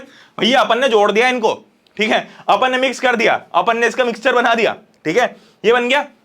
अब to remove the sign of proportionality, है ना, ये साइन को अगर हटाना है तो हमको एक कांस्टेंट डालना पड़ता है, ठीक है। अब ध्यान से सुनो, यहां पर बहुत बच्चे कंफ्यूज हो जाते हैं, कुछ दिमाग नहीं लगाना। हमने क्या बोला अभी तक, हम क्या बोल रहे हैं कि भैया अगर चॉकलेट, मतलब आपने 2-4, अगर आपने चॉकलेट की क्वांटिटी बढ़ाई तो रेट भी बढ़ जाएगा, है ना। तो ये तो हमने सिर्फ ये बताया कि भाई ये बढ़ेगा तो ये बढ़ेगा, पर कितना बढ़ेगा वो नहीं बताया ना भाई। अगर मान लो एक चॉकलेट 5 रुपए की है तो 2 चॉकलेट 10 रुपए की होगी। तो मैंने यहां पर बस अगर इतना लिख दिया कि quantity is directly proportional to rate, तो इससे मुझे क्या समझ में आ रहा है कि भैया अगर ये बढ़ेगा तो ये भी बढ़ेगा, पर मुझे ये नहीं पता चल रहा ना कि कितना बढ़ेगा, है ना, ये नहीं पता चल रहा। तो ये पता चलने के लिए मैं क्या करता हूं, मैं पहले देखता हूं कि इनके बीच में रिलेशन क्या है। तो यहां पर मुझे समझ में आया कि एक चॉकलेट 5 रुपए की है, 2 चॉकलेट 10 रुपए की है। तो अगर मुझे इसको इक्वेट करना है, अगर यानी कि इक्वल्स टू का साइन लगाना है, तो मैं क्या लिखूंगा, क्वांटिटी, सॉरी मैं ऐसा लिखूंगा, इसको ऐसा लिख देते हैं, रेट इज, ऐसा है ना, उल्टा है, ठीक है। तो मैं ऐसा लिख दूंगा कि rate is equal to 5 into quantity. अगर मुझे प्रोपोर्शनलिटी का साइन हटाना है तो मैं इज इक्वल टू साइन लगाना चाहता हूं, तो इज इक्वल टू साइन लगाने के लिए मुझे कांस्टेंट देना पड़ेगा जो इस रिलेशन को जस्टिफाई कर दे कि भैया अच्छा 5 गुना है, 5 गुना से बढ़ेगा। अगर चॉकलेट की प्राइस 10 रुपए है तो 10 गुना से बढ़ेगा। अगर चॉकलेट का 100 रुपए तो 100 गुना से बढ़ेगा। देखो मैंने क्या किया, मैंने एक डेयरी मिल्क ली और एक लिंट की चॉकलेट ली। अब लिंट की चॉकलेट मान लो 500 रुपए की और डेयरी मिल्क मान लो 10 रुपए की है, तो मैंने एक डेयरी मिल्क ली, 2 डेयरी मिल्क ली, 3 डेयरी मिल्क ली। तो भैया जैसे जैसे डेयरी मिल्क की क्वांटिटी बढ़ती है वैसे रेट भी बढ़ते आ रहा है, ये बात समझ आ गई। पर और ये सेम चीज लिंट की चॉकलेट के साथ में भी है। अगर मैं लिंट की चॉकलेट एक लेता हूं तो भैया 500 रुपए, 2 लेता हूं तो 1000, 3 लेता हूं तो 1500। तो इसका भी जैसे जैसे क्वांटिटी बढ़ रही है, जैसे जैसे रेट बढ़ रहा है, वैसे वैसे क्वांटिटी और रेट दोनों साथ साथ बढ़ रहे हैं। पर कितने मात्रा में बढ़ रहे हैं वो हम नहीं पता लगा सकते ना भाई। डेयरी मिल्क तो तुमने 10 भी ले ली तो भी 100 रुपए ही हुए, पर लिंट की चॉकलेट 10 ले ली तो 5000 हो गए। तो ये इक्वल टू का साइन तुम तभी लगा सकते हो जब तुमको पता है कि कितने गुना में बढ़ रहा है। तो यहां पर हमको पता है 5 रुपए में बढ़ रहा है। जैसे कि मान लो अगर 10 रुपए की डेयरी मिल्क तो 10 लिख दोगे, 500 की डेयरी मिल्क तो 500 लिख दोगे, ठीक है। अब ये कहानी हमारे एग्जाम के लिए जरूरी नहीं है। हमारे एग्जाम के लिए जरूरी क्या है, बस ये समझना जरूरी है कि भैया यहां पर अगर हमको साइन हटाना है तो हमको एक कांस्टेंट लगाना पड़ेगा। कांस्टेंट क्या होता है, कांस्टेंट होता है जी। अब भैया जी क्या कहानी है, देखो जी मैंने कैलकुलेट, जैसे अभी मैंने तुम लोगों को चॉकलेट का बताया ना, चॉकलेट का बताया ना कि भैया चॉकलेट की 5 रुपए की होगी, 10 रुपए की, 500 रुपए की होगी। तो यहां पर ग्रेविटेशन के अंदर कौन सा कांस्टेंट लगेगा ये हमने नहीं निकाला, ये एक साइंटिस्ट ने निकाला, ठीक है। कौन ने निकाला भैया, हेनरी भाई साहब ने। हेनरी भाई साहब ने जी कांस्टेंट निकाल लिया कि भैया ये जो कांस्टेंट है पूरी दुनिया में काम करेगा और इसकी वैल्यू क्या होती है। जैसे अभी मैंने डेयरी मिल्क वगैरह सब की वैल्यू निकाल के बताई, तो जी की वैल्यू होती है 6.67 into 10⁻⁻11 Newton metre square per KG square, ठीक है, ठीक है। 6.67 into 10⁻⁻11 Newton metre square per KG square. ये वैल्यू मैंने नहीं निकाली, ये वैल्यू हमने बैठ के नहीं निकाली। ये वैल्यू कैसे निकालना है हमको वो भी नहीं जानना है। हमको तो बस ये पता करना है कि साइंटिस्ट है हेनरी भाई साहब करके, तो हेनरी भाई साहब ने एक ऐसी वैल्यू निकाल दी जी की जो पूरी दुनिया में एप्लीकेबल है। ये जो जी की वैल्यू है ना, चाहे तुम धरती पे हो, चाहे तुम अमेरिका में हो, चाहे तुम हिंदुस्तान में हो, चाहे तुम पाकिस्तान में हो, चाहे तुम दुनिया के किसी भी हिस्से में हो, इनफैक्ट भले तुम चांद पे हो, मार्स पे हो, सैटर्न पे हो, मिल्की वे गैलेक्सी में उसके बाहर हो, दुनिया में कहीं भी हो, ये जी की वैल्यू बराबर रहेगी। ये जी की वैल्यू जरा सी भी चेंज नहीं होगी। तो आप वैसे इमेजिन करने में कितनी खतरनाक बात है कि एक साइंटिस्ट ने अपने घर में बैठ के, किसी एक छोटे से देश के, छोटे से शहर के, छोटे से घर की छोटी सी टेबल पे बैठ के ये वैल्यू दिखा दी जो कि पूरी दुनिया में एप्लीकेबल है, ठीक है। कभी कभी बड़ा फैसिनेटिंग लगता है सोच के, इसलिए भैया फिजिक्स जो है वो अपने आप में बहुत ही खूबसूरत बात है, ठीक है। चलो तो ये जी की वैल्यू है। और भैया हमको ना ये यूनिट याद नहीं होती यार। देखो मेरी जान, ये तो तुमको याद करना पड़ेगा, 6.67 इंटू 10⁻11। अब ये ध्यान रखना कि यहां पर -11 है। माइनस याद करने के लिए क्या याद रखोगे कि भैया ये जो ग्रेविटेशन का फोर्स होता है बहुत कम होता है। अगर तुमने गलती से +11 लिख दिया तो इमेजिन करो कि वैल्यू कितनी बड़ी हो जाएगी। अभी -11 है, इसका मतलब क्या है कि ये एक्चुअली में क्या है, 0.0000 ऐसा करके 11 बार 0 फिर 67 ऐसा करके बहुत सारी बार 0 और फिर 67 होगा। इतनी छोटी वैल्यू है ये। अगर तुम लोगों ने गलती से भी प्लस लिख दिया तो क्या हो जाएगा, 6670000 ऐसे करके 10 बार 0, ठीक है। तो भैया ये तो बहुत ही उल्टा पाप हो जाएगा ये। तो पाप से बचने के लिए माइनस साइन लगाना, ये ध्यान रखने की बहुत कम होती है। अब ये याद नहीं होता भैया Newton metre square per KG square, तो इसका सिंपल फंडा बताता हूं कैसे करना है। देखो ये फॉर्मूला याद कर लिया, F = G m1 m2 r square. अब इसके अंदर ना जी की वैल्यू निकाल लो। कैसे निकालोगे, ऐसे निकाल लो, G = सब कुछ उधर भेज दो, तो भैया F d स्क्वायर और m1 m2 को नीचे आ जाएगा। भाई इधर से इधर भेजूंगा तो नीचे आ जाएगा, तो यहां पर आ गया m1 m2। अब यूनिट डाल दो सबकी। देखो जी की यूनिट क्या हो जाएगी इस केस में, F की यूनिट होती है न्यूटन, D की यूनिट होती है मीटर स्क्वायर, है ना। D की यूनिट मीटर होती है तो D स्क्वायर क्या हो गया metre square upon kg into kg। तो केजी, इसकी यूनिट केजी, इसकी यूनिट केजी, तो मल्टीप्लाई करेगा तो केजी स्क्वायर आ जाएगा, तो newton metre square upon kg square, newton metre square upon kg square. बात ही खत्म, आगे बात समझ में, बहुत बढ़िया। ये हमने देख ली भैया जी की वैल्यू, ये बड़े जी की वैल्यू। ऐसे एक और छोटे मियां भी होते हैं, छोटे मियां के ऊपर भी बात करेंगे हम, ठीक है, बहुत बढ़िया। अब आगे बढ़ते हैं। इसके ना दो इंपॉर्टेंट पॉइंट्स है, देखो आपके एनसीईआरटी के अंदर दिए हुए हैं, यहीं से मैंने उठाए हैं। दो इंपॉर्टेंट पॉइंट्स एग्जाम में पूछा सकते हैं। पहला क्या इंपॉर्टेंट पॉइंट है कि जो वैल्यू ऑफ जी है या फिर ये जो लॉ है यूनिवर्सल लॉ ऑफ ग्रेविटेशन, ये दिस इज यूनिवर्सल। इसका मतलब सब जगह काम करेगा, ये सेलेस्टियल बॉडीज में भी काम करेगा, बड़ी बॉडीज पे भी काम करेगा, छोटी बॉडीज पे भी काम करेगा, सेलेस्टियल पे भी काम करेगा, टेरेस्ट्रियल। इसका मतलब क्या होता है कि जो अर्थ के बॉडीज है या जो ऐसी बॉडीज है जिन पे आप खड़े हो सकते हो और जो ऐसी बॉडीज जिन पे आप खड़े नहीं हो सकते हो, कोई भी बॉडी है दुनिया के अंदर, चाहे वो अर्थ है, चाहे वो बड़ा बड़ा प्लेनेट है, चाहे वो छोटी सी बॉल है, सब पे काम करेगा। तो पहला पॉइंट तो यही है, ठीक है। टेरेस्ट्रियल बॉडी बेसिकली क्या होता है जिस पे आप खड़े हो सकते हो, और सेलेस्टियल बॉडी हर वो बॉडी होती है जो अर्थ के एटमॉस्फेयर के बाहर होती है। तो चाहे कोई भी टाइप की बॉडी हो, आप उस पे ये काम करेगा, चाहे बड़ी हो या छोटी हो। और दूसरा होता है इनवर्स स्क्वायर रिलेशन, है ना। इनवर्स स्क्वायर रिलेशन तो मैंने बता ही दिया, वही F is inversely proportional to d square, कि जैसे जैसे डिस्टेंस बढ़ेगी वैसे वैसे जो फोर्स है वो इनवर्सली कम होता जाएगा, स्क्वायर में कम होता जाएगा, ठीक है। चलो बहुत बढ़िया। तो ये अच्छा, इसके बाद में एक और पॉइंट है, इंपॉर्टेंस क्या है यूनिवर्सल लॉ ऑफ ग्रेविटेशन की, आपके एनसीईआरटी के अंदर एज इट इज पॉइंट दिया हुआ है 9.1.2 वाला। ये 4 points as it is exam के अंदर पूछे जा सकते हैं। जब भी कोई चीज एग्जाम के अंदर आएगी तो मैं लिख दूंगा EMA, यानी कि एग्जाम में आएगा। ये एग्जाम में आएगा आएगा आएगा आएगा आएगा, ठीक है। और दूसरी चीज, ये सेलेस्टियल और टेरेस्ट्रियल का 1 मार्क्स का क्वेश्चन भी एग्जाम में आ सकता है, ये भी याद कर लो। आगे समझ में। चलो बहुत बड़ी जिंदगी में आगे बढ़ते हैं, ठीक है।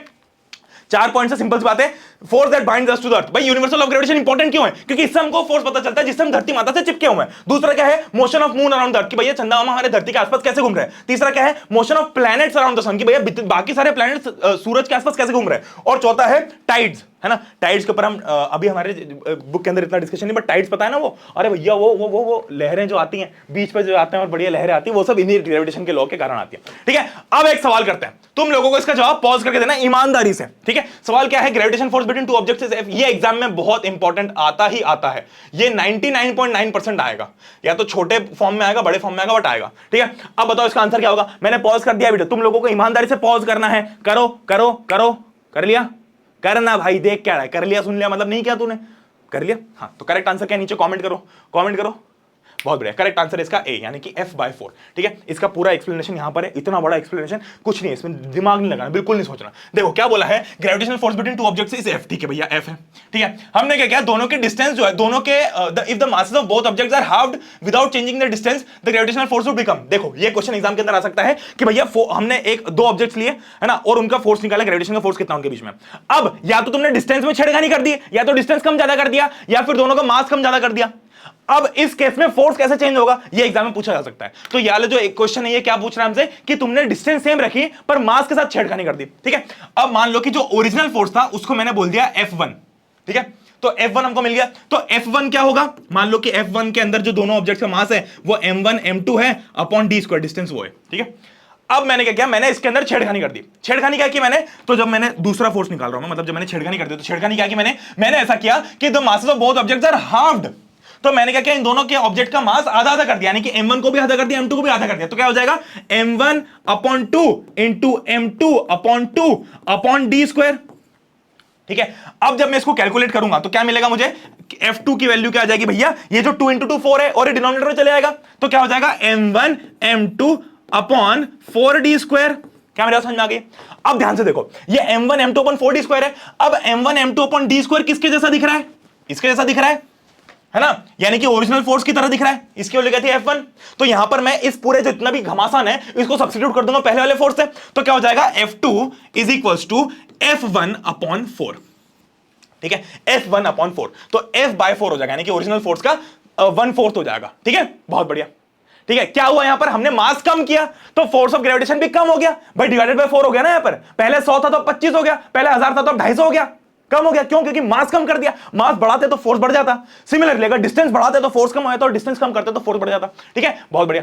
अगला question, a boy is whirling a stone tied with a string in horizontal circular path, if the string breaks the stone. Pause करो, फटाफट पॉज करो, आंसर बताओ क्या होगा, कि भैया गोल गोल घुमा रहा और एकदम से स्ट्रिंग टूटी तो कहां जाएगा, ये इसका करेक्ट आंसर सी, ठीक है। बहुत बढ़िया।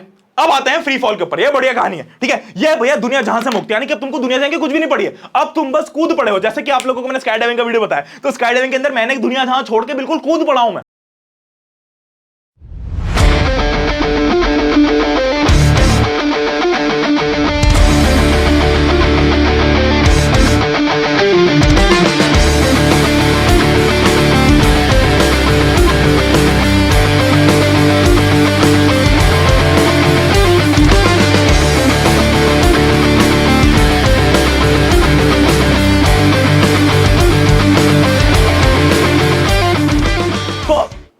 क्या होता है, जब आप बिना किसी एक्सटर्नल फोर्स के सिर्फ ग्रेविटी के अंदर फॉल कर रहे हो। भैया आपने धरती माता को अपना सब कुछ सौंप दिया, आपने बोला कि भैया जैसा आप मुझे गिराओगे वैसे मैं गिरने के लिए तैयार हूं, आप कूद गए बहुत ऊपर से धरती माता के भरोसे।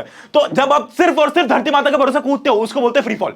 ठीक है, जब मेरा पैराशूट खुल गया तब फ्री फॉल नहीं था, क्योंकि तब तो भैया वो पैराशूट का भी फोर्स और पूरी कहानी चल रही थी। बट जब तक पैराशूट नहीं खुला, जब तक मैं सिर्फ धरती माता के भरोसे कूद रहा था, उसको फ्री फॉल बोलते हैं। ठीक है, तो फ्री फॉल समझ में आ गया क्या होता है? फ्री फॉल मतलब दुनिया जमाने से मुक्त।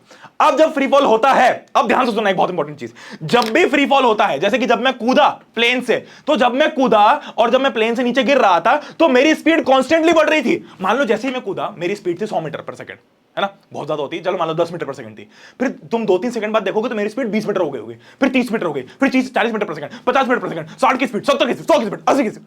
क्या हो रहा है? मेरी स्पीड कॉन्स्टेंटली बढ़ती जा रही है। इसका मतलब इमेजिन करो भाई, स्पीड कब बढ़ती है? अरे हम पापा के साथ बैठे गाड़ी में, ठीक है, हम पापा के साथ में चल रहे हैं, कहीं पे पापा के साथ जा रहे हैं, पापा चला रहे गाड़ी 30 पे, हमने बोला पापा यार क्या बोरिंग हो यार, आप पापा कम से कम स्पीड तो तेज करो, कम से कम 50-60 पे तो चलाओ, क्योंकि आगे वाली गाड़ी में स्पीड ही चली रही थी उसके परिवार के साथ में। अब हमको कांच से देखना तो था, तो हम कैसे करेंगे? हमने बोला पापा को कि पापा स्पीड थोड़ी सी तेज करो। पापा क्या करेंगे स्पीड बढ़ाने के लिए? पापा एक्सेलरेट करेंगे। पापा ने एक्सेलरेटर पे पैर दबाया, पापा ने एक्सेलरेट किया, तो यहां पर भी अगर स्पीड बढ़ रही है, अगर मेरे गिरते गिरते स्पीड बढ़ती जा रही है, तो इसका मतलब क्या होगा कि भैया कुछ ना कुछ एक्सेलरेशन तो होगा।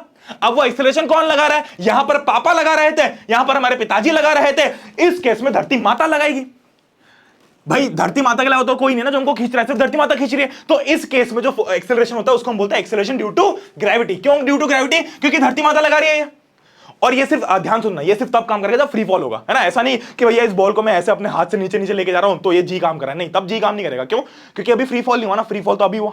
ठीक है, ये देखो कांस्टेंटली इसकी स्पीड बढ़ती आएगी, मतलब यहां से यहां जितने टाइम में गई उससे कम टाइम में या अगली उतनी डिस्टेंस कर लेगी फटाफट, और स्पीड बढ़ती आएगी इसकी। ठीक है, बहुत बढ़िया। तो एक्सेलरेशन टू ग्रेविटी क्या होता है? जब भी कोई ऑब्जेक्ट अर्थ की तरफ जाता है तो उसके अंदर एक एक्सेलरेशन होता है, इसको हम एक्सेलरेशन टू ग्रेविटी बोलते हैं, और इसको छोटे जी से रिप्रेजेंट करते हैं। ये छोटे मियां हैं, वो बड़े मियां थे। कौन सा एक्सेलरेशन जो कांस्टेंट था ना, ग्रेविटेशनल कांस्टेंट, वो बड़े मियां थे, ये छोटे मियां हैं। ठीक है, अब ये कैसे निकालते? बड़ी सिंपल सी बात है, देखो कुछ भी नहीं, इसका भी एक छोटा सा डेरिवेशन बताता हूं, ज्यादा दिमाग नहीं लगाना। हमने क्या किया भैया, हमको पता है कि भैया जो फोर्स होता है वो होता है मास इंटू एक्सेलरेशन के बराबर, है ना, न्यूटन के सेकंड लॉ से। तो यहां पर लिख दो फ्रॉम न्यूटन सेकंड लॉ, मैं नहीं लिखूंगा वो सब। ठीक है, अब हमको पता है कि भैया ए को तुमने किससे सब्स्टिट्यूट किया? जी से, क्योंकि यहां पर एक्सेलरेशन टू ग्रेविटी की बात कर रहे हैं। तो क्या हो जाएगा? F is equal to mg। ठीक है, अब जो फोर्स है, ठीक है, अब जो फोर्स है वो फोर्स हमको पता है क्या होता है? फोर्स होता है G m1 m2 upon d square is equal to mg। ठीक है, अब ध्यान से सुनो, अब इस केस में क्या होगा? इस केस में क्या होगा? इस केस में मैं किसकी बात कर रहा हूं? धरती माता की बात कर रहा हूं ना। अब मान लो कि धरती माता है ना, अब धरती माता के ऊपर मैं यहां पर खड़ा हूं, ठीक है, मैं यहां पर खड़ा हूं।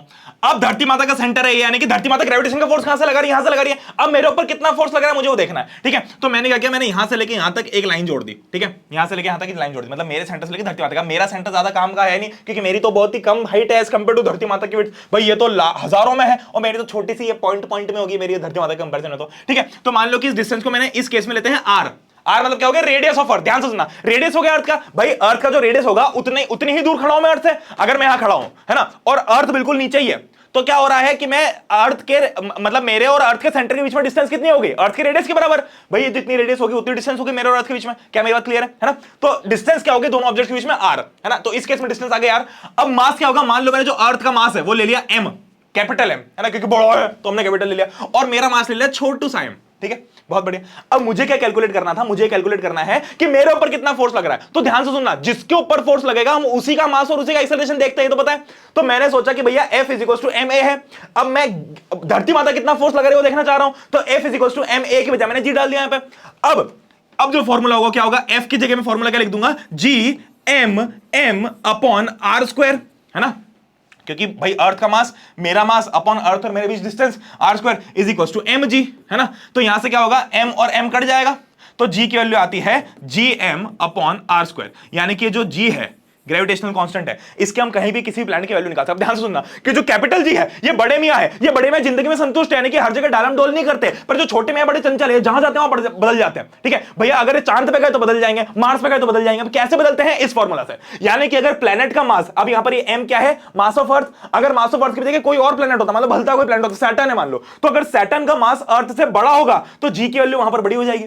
सिमिलरली अगर उस प्लैनेट की रेडियस जितनी कम होगी उतना ज्यादा g होगा, है ना। वही बात है कि भैया जितनी, मान लो कि अगर कोई प्लैनेट है उसकी रेडियस कम है, तो भैया ऑब्वियसली बात है कि दूरी कम है, मेरे और इस प्लेनेट के सेंटर में दूरी कम है, और अगर कोई प्लेनेट बड़ा है ना, तो मेरे और प्लेनेट के सेंटर में दूरी ज्यादा है, तो जहां दूरी ज्यादा होगी वहां अट्रैक्शन फोर्स का कम होगा, है ना, और यहां पर ज्यादा होगा। तो जितना छोटा प्लेनेट है कि जितनी छोटी रेडियस, जितनी कम रेडियस उतना ज्यादा जी, क्योंकि इनवर्सली प्रोपोर्शनल। आगे बात समझ में बहुत बढ़िया, ये एग्जाम के अंदर पूछा जा सकता है, ठीक है। यहीं से हमको निकलता है जी के value of G on earth कैसे निकालते हैं हम, इस फॉर्मूला से, जो मैंने बताया ना आप लोगों को, g is equal to G M upon r square. क्योंकि भैया मैं मास ऑफ अर्थ निकाल सकता हूं, मतलब साइंटिस्ट ने निकाल लिया, रेडियस ऑफ अर्थ निकाल लिया हमने, और जी की वैल्यू हमको पता है, तो इससे हम निकालते हैं कि जी की वैल्यू अर्थ के ऊपर होती है 9.8 metre per second square.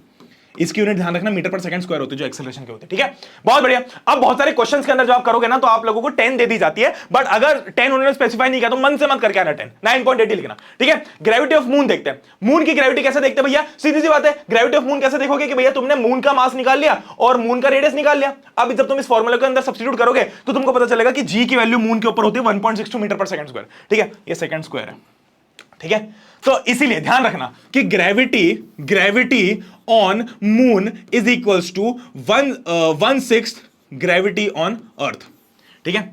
Gravity जो अर्थ के ऊपर है ना वो 6 गुना ज्यादा है मून के कंपैरिजन में। मतलब मान लो कि अगर यहां पर आपका वजन 10 किलो है, या यहां पर आपका वजन मान लो, या मून के ऊपर आपका वजन मान लो 10 किलो है, तो अर्थ पे आपका वजन 60 किलो होगा। तो अगर आप मून पे चले गए तो आप हल्के हो जाओगे, क्यों, क्योंकि वहां पर फोर्स ऑफ ग्रेविटेशन कम है, यानी कि एक्सेलरेशन ऑफ ग्रेविटी कम है, तो फोर्स आपके ऊपर कम लगेगा, तो आपका वेट कम होगा, ठीक है। इसी से मैं आता हूं अगले टॉपिक पे, जो कि है वेट। वेट बहुत सारे बच्चे कंफ्यूज होते हैं कि भैया वेट क्या है। वेट और मास अलग अलग चीजें हैं। मैं जो वेइंग मशीन के ऊपर कैलकुलेट करता हूं ना, वो एक्चुअली मेरा मास, तुम्हारी जिंदगी पूरी झूठ थी, all our life was a pure lie, क्योंकि हमको अभी तक क्या बताया गया कि भैया तुम खड़े हुए वेइंग मशीन पे, है ना, वो तुम्हारे पीटी टीचर ने देखा कि क्या वजन है तेरा, तो हमने बोला उसमें आया मान लो 50 आया, तो भैया उन्होंने लिख दिया 50 केजी। बट एक्चुअली ये गलत होता है।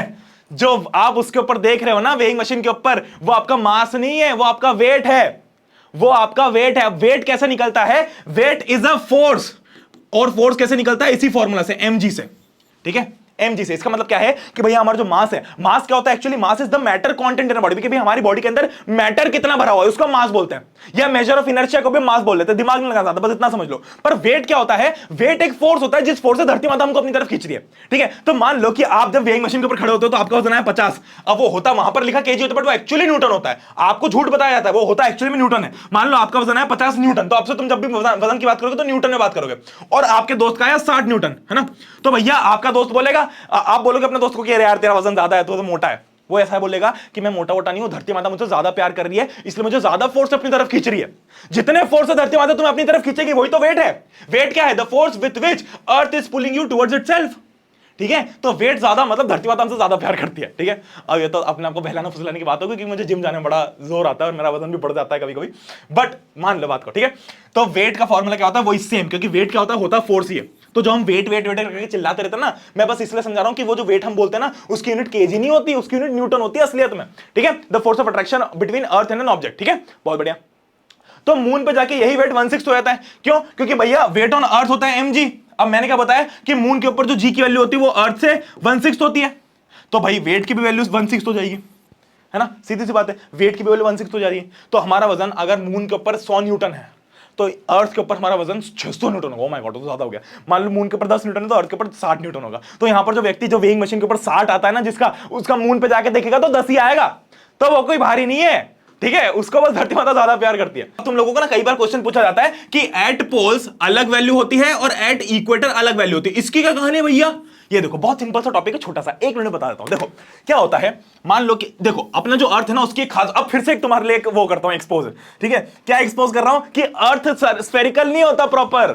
अभी तक हमको क्या लग रहा है भैया अर्थ गेंद जैसा होता है, ना ना ना ना, अर्थ कुछ इस प्रकार का होता है, ठीक है, अर्थ इस प्रकार का होता है। इसका मतलब क्या है, इसका मतलब यह है कि अर्थ की जो ये वाली रेडियस है ना, ये वाली जो रेडियस है ये ज्यादा होती है और ये वाली रेडियस कम होती है, मतलब ये प्रॉपरली एक स्फीयर नहीं होता, ठीक है। देखो अब तुम लोगों को समझाने के लिए मैं थोड़ा और फैला देता हूं इसको।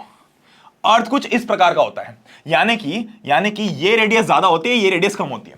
तो ऑब्वियसली बात है, अगर मान लो कि मैं पोल पे खड़ा हूं, देखो ऑब्वियसली बात है, ये जो होता है ना अर्थ के अंदर, ध्यान रखना, ये जो लाइन होती है इक्वेटर की होती है, तो हमने पढ़ा है एसएसटी में भैया, है ना। और ये जो होता है ये पोल्स होता है, नॉर्थ पोल और साउथ पोल, तो ये नॉर्थ पोल है, ये साउथ पोल है। अब पोल पे आप देखोगे तो भैया आर छोटा है और यहां पर आर बड़ा है। अब ऑब्वियसली बात है, अगर आर छोटा है है ना, यानी कि इसके सेंटर ऑफ अर्थ और मेरे बीच में, धरती माता और मेरे बीच में डिस्टेंस कम है तो अट्रैक्शन बढ़ जाएगा ना, दूरियां कम है तो अट्रैक्शन बढ़ जाएगा। और यहां पर अगर मैं इक्वेटर पे खड़ा हूं, अगर मैं इक्वेटर पे जाके खड़ा हो जाऊं तो क्या होगा, अगर मान लो कि यहां से फ्लाइट लेके यहां पहुंच गया, है ना, अब मैं यहां पहुंच गया, पूरा घूम घाम के, पूरी दुनिया में घूम घाम के यहां पहुंच गया, तो इस केस में क्या होगा कि चूंकि डिस्टेंस ज्यादा है, दूरियां ज्यादा है तो अट्रैक्शन कम होगा। तो ये ध्यान रखना कि G at poles is more than G at equator. ये क्वेश्चन एग्जाम पूछ ले आता है ना, तो आप लोग बस इतना ही ध्यान रखना। सिमिलरली अगर G ज्यादा है तो ऑब्वियस बात है वेट भी पोल्स पे ज्यादा होगा as compare to weight at equator. ठीक है, बहुत बढ़िया।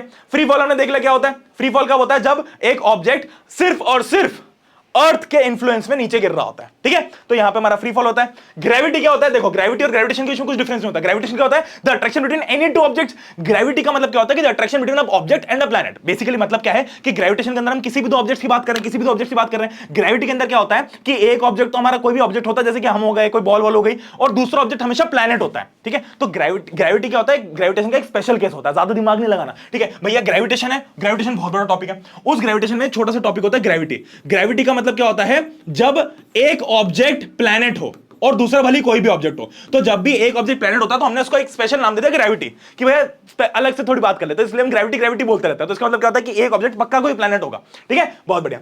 Gravity is the force with which earth attracts a body towards its centre. ठीक है, अब आते हैं इस चैप्टर के सबसे इंपॉर्टेंट टॉपिक पे, जहां से आपके न्यूमेरिकल्स बनते हैं, जो कि है motion of objects under the gravitational force, है motion of objects under gravitational influence of earth. यानी कि भैया इसके ऊपर न्यूमेरिकल्स बनते हैं, पक्के पक्के आते हैं कि इसका मतलब मान लो कि आपने किसी ऑब्जेक्ट को फेंका तो कितनी देर में नीचे आएगा, है ना, उसको जब आते आते उसका एक्सेलरेशन कितना होगा, उसकी स्पीड कितनी होगी, जब आपने ऑब्जेक्ट को ऊपर फेंका तो कितनी हाइट तक जाएगा और इससे नीचे नहीं आएगा, किससे ऊपर नहीं जाएगा। ये पूरी कहानी जो है आप लोगों को इतनी आसान भाषा में बताना कि आपका दिमाग बिल्कुल क्लीन हो जाएगा। अब अगले 5-7 मिनट के लिए बिल्कुल ध्यान से सुनना। देखो हम बेसिकली क्या देखने वाले हैं, आप लोगों को इसके पहले पता क्या होना चाहिए मैं बताता हूं, बहुत आसान भाषा में समझाऊंगा, ऐसा समझाऊंगा कि आप जिंदगी में कभी ना भूल पाओगे। सबसे पहले तो तीनों इक्वेशन तो मोशन याद होनी चाहिए, मेरे साथ साथ लिखते चलो, अपना दिमाग मत लगाओ, मैं दिमाग दे रहा हूं ना, वो दिमाग लगा लो। पहली इक्वेशन मोशन है v is equal to u plus eighty.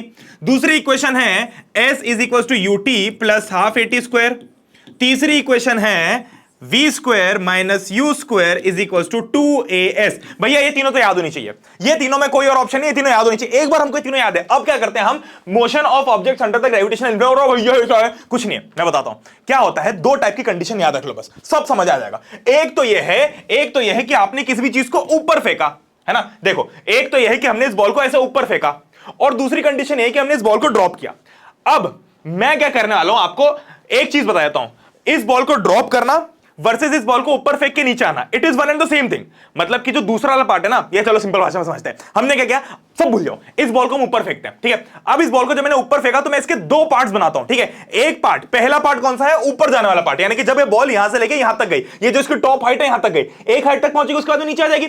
और दूसरा पार्ट मैं लूंगा नीचे आने वाला पार्ट, कि भैया जब बॉल नीचे आई, ठीक है, तो ऊपर वाले जाने वाले पार्ट को मैं बोल दूंगा थ्रो, और नीचे वाले पार्ट को मैं बोल दूंगा ड्रॉप। ठीक है, बस इतनी बात है। अब देखो ध्यान से सुन मेरी बात, हम क्या यूज करते हैं भैया, वास्तु।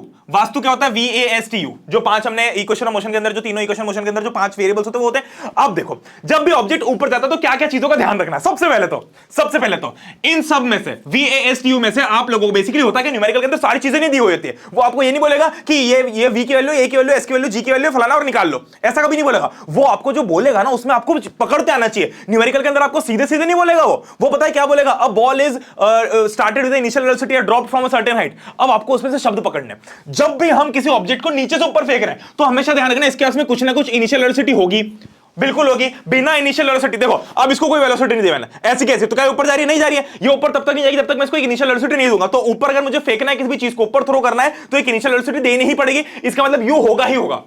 दूसरा, इस केस में ध्यान से सुनो, मैंने क्या किया, मैंने जो हमारी बॉल है इसके ऊपर से नीचे आने वाले पूरे फेस को दो हिस्सों में बांट दिया। तो पहला हिस्सा ऊपर जाने वाला हो गया, तो इस केस में इनिशियल वेलोसिटी पक्की होगी। इस केस में जो फाइनल वेलोसिटी है वो 0 होगी, ये हमेशा 0 होती है।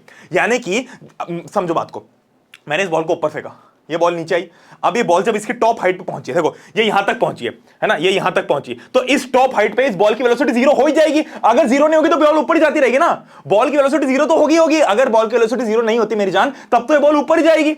ये बॉल रुकेगी कब, जब इसकी वेलोसिटी 0 होगी। तो इसका मतलब जो टॉप हाइट होगी उस पे इसकी वेलोसिटी 0 हो जाएगी। ये बात क्लियर हो गई है ना, तो यहां पर v 0 हो जाएगा। इसमें दो हिस्सों में हमेशा इस पूरे सिनेरियो को दो हिस्सों में देखना है, एक असेंट वाला पार्ट यानी कि ऊपर जाने वाला पार्ट और एक डिसेंट वाला पार्ट यानी कि नीचे आने वाला पार्ट। तो अलग अलग हिस्सों में देखेंगे। तो ये बॉल ये जो जा रही है ना, इसको मैंने दो हिस्सों में डिवाइड किया, एक तो ये ऊपर जाने वाला और फिर दूसरा नीचे आने वाला पड़ेगा। ठीक है, यहां पर v हमेशा 0 होगी, ध्यान रखना, हर न्यूमेरिकल के अंदर ये चीज ध्यान रखना, जब भी ऑब्जेक्ट ऊपर गया है तो इनिशियल वेलोसिटी कुछ ना कुछ होगी ही होगी और फाइनल वेलोसिटी पक्की पक्की 0 होगी।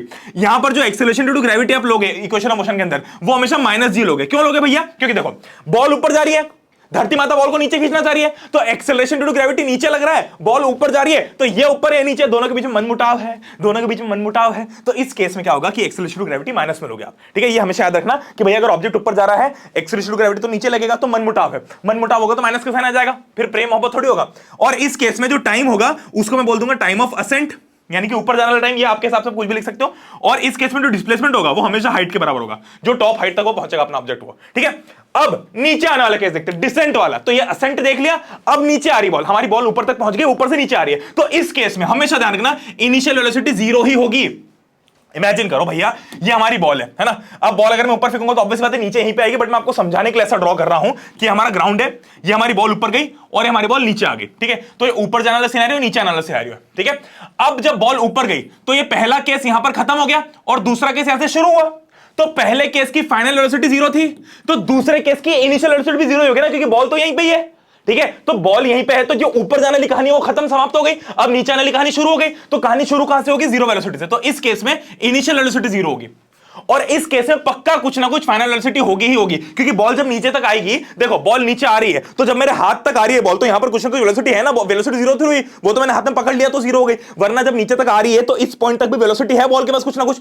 ठीक है, अब जब आप न्यूमेरिकल करते हो ना, अपने आप दिमाग चलने लग जाएगा, ऐसे एकदम से दिमाग नहीं चलता। ठीक है, अब इस केस में हमेशा एक चीज ध्यान रखना कि भैया time of ascent is equal to time of descent. इसका मतलब क्या है भैया? इसका मतलब यह है कि अगर मैं इस बॉल को ऊपर फेंकता हूं, मान लो मैं क्रिकेट खेल रहा हूं और मैंने इस बॉल को ऊपर फेंका, तो जितनी मान लो 3rd फ्लोर तक इस बॉल को पहुंचने में 10 सेकंड लगे, या 10 सेकंड ज्यादा हो गया, 5 सेकंड लगे, तो नीचे आने में भी 5 सेकंड ही लगेंगे। हमको क्या लगता है भैया बॉल नीचे जल्दी आएगी? ऐसा नहीं होता, जितनी देर बॉल को ऊपर जाने में लगा उतनी देर बॉल को नीचे आने में भी लगेगा, सेम टाइम लगेगा बॉल को। ठीक है, तो ये बड़ा खुलासा कर दिया मैंने आप लोगों के सामने। और एक्सेलरेशन टू ग्रेविटी इस केस में, यानी कि ऊपर जाने वाले केस में -g लूंगा क्योंकि मनमुटाव है, और नीचे आने वाले केस में क्या लूंगा? +g। ठीक है, यहां पर a की वैल्यू क्या हो जाएगी? +g। यहां पर कुछ ना कुछ फाइनल वेलोसिटी होगी और यहां पर टाइम जो हो जाएगा टाइम ऑफ डिसेंट हो जाएगा, और हाइट मतलब डिस्प्लेसमेंट तो हाइट के बराबर ही होगा जो फाइनल हाइट है।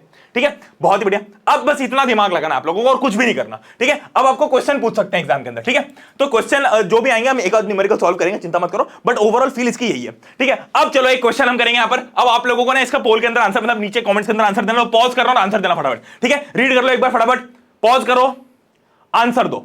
दे दिया, वेरी गुड। करेक्ट आंसर क्या है इसका? करेक्ट आंसर है डी, कि F1 and F2 are equal. क्या बोल रहा है वो? एक एप्पल को ट्री से हमने नीचे गिराया, यानी कि ट्री से नीचे गिर गया।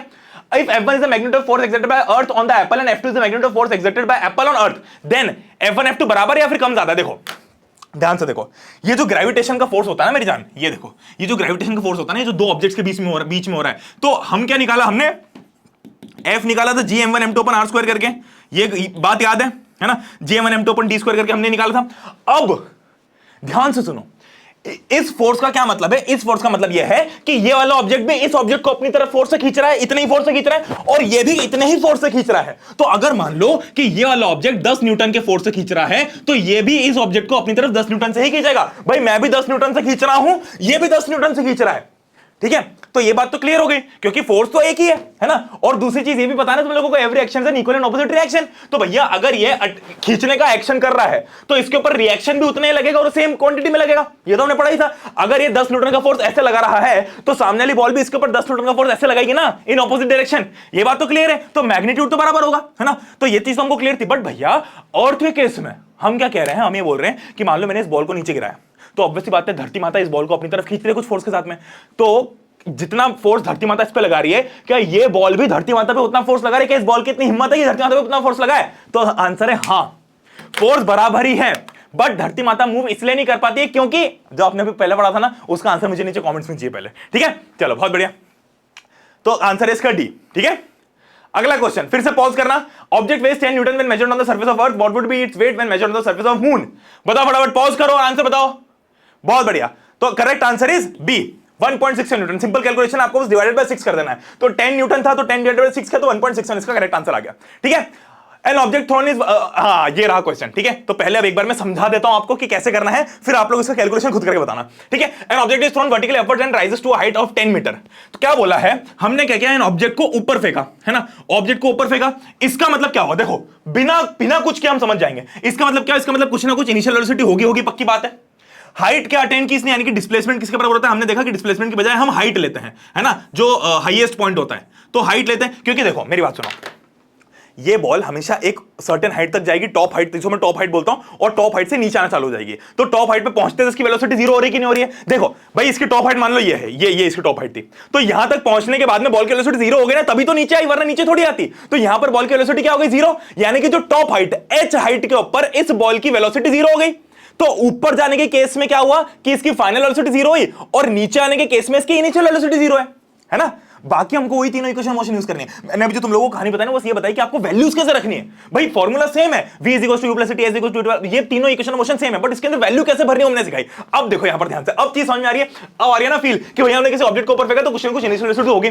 हाइट क्या बोली उसने, 10 मीटर बोली है ना, 10 मीटर बोलिए। Calculate velocity with which the object was thrown upwards.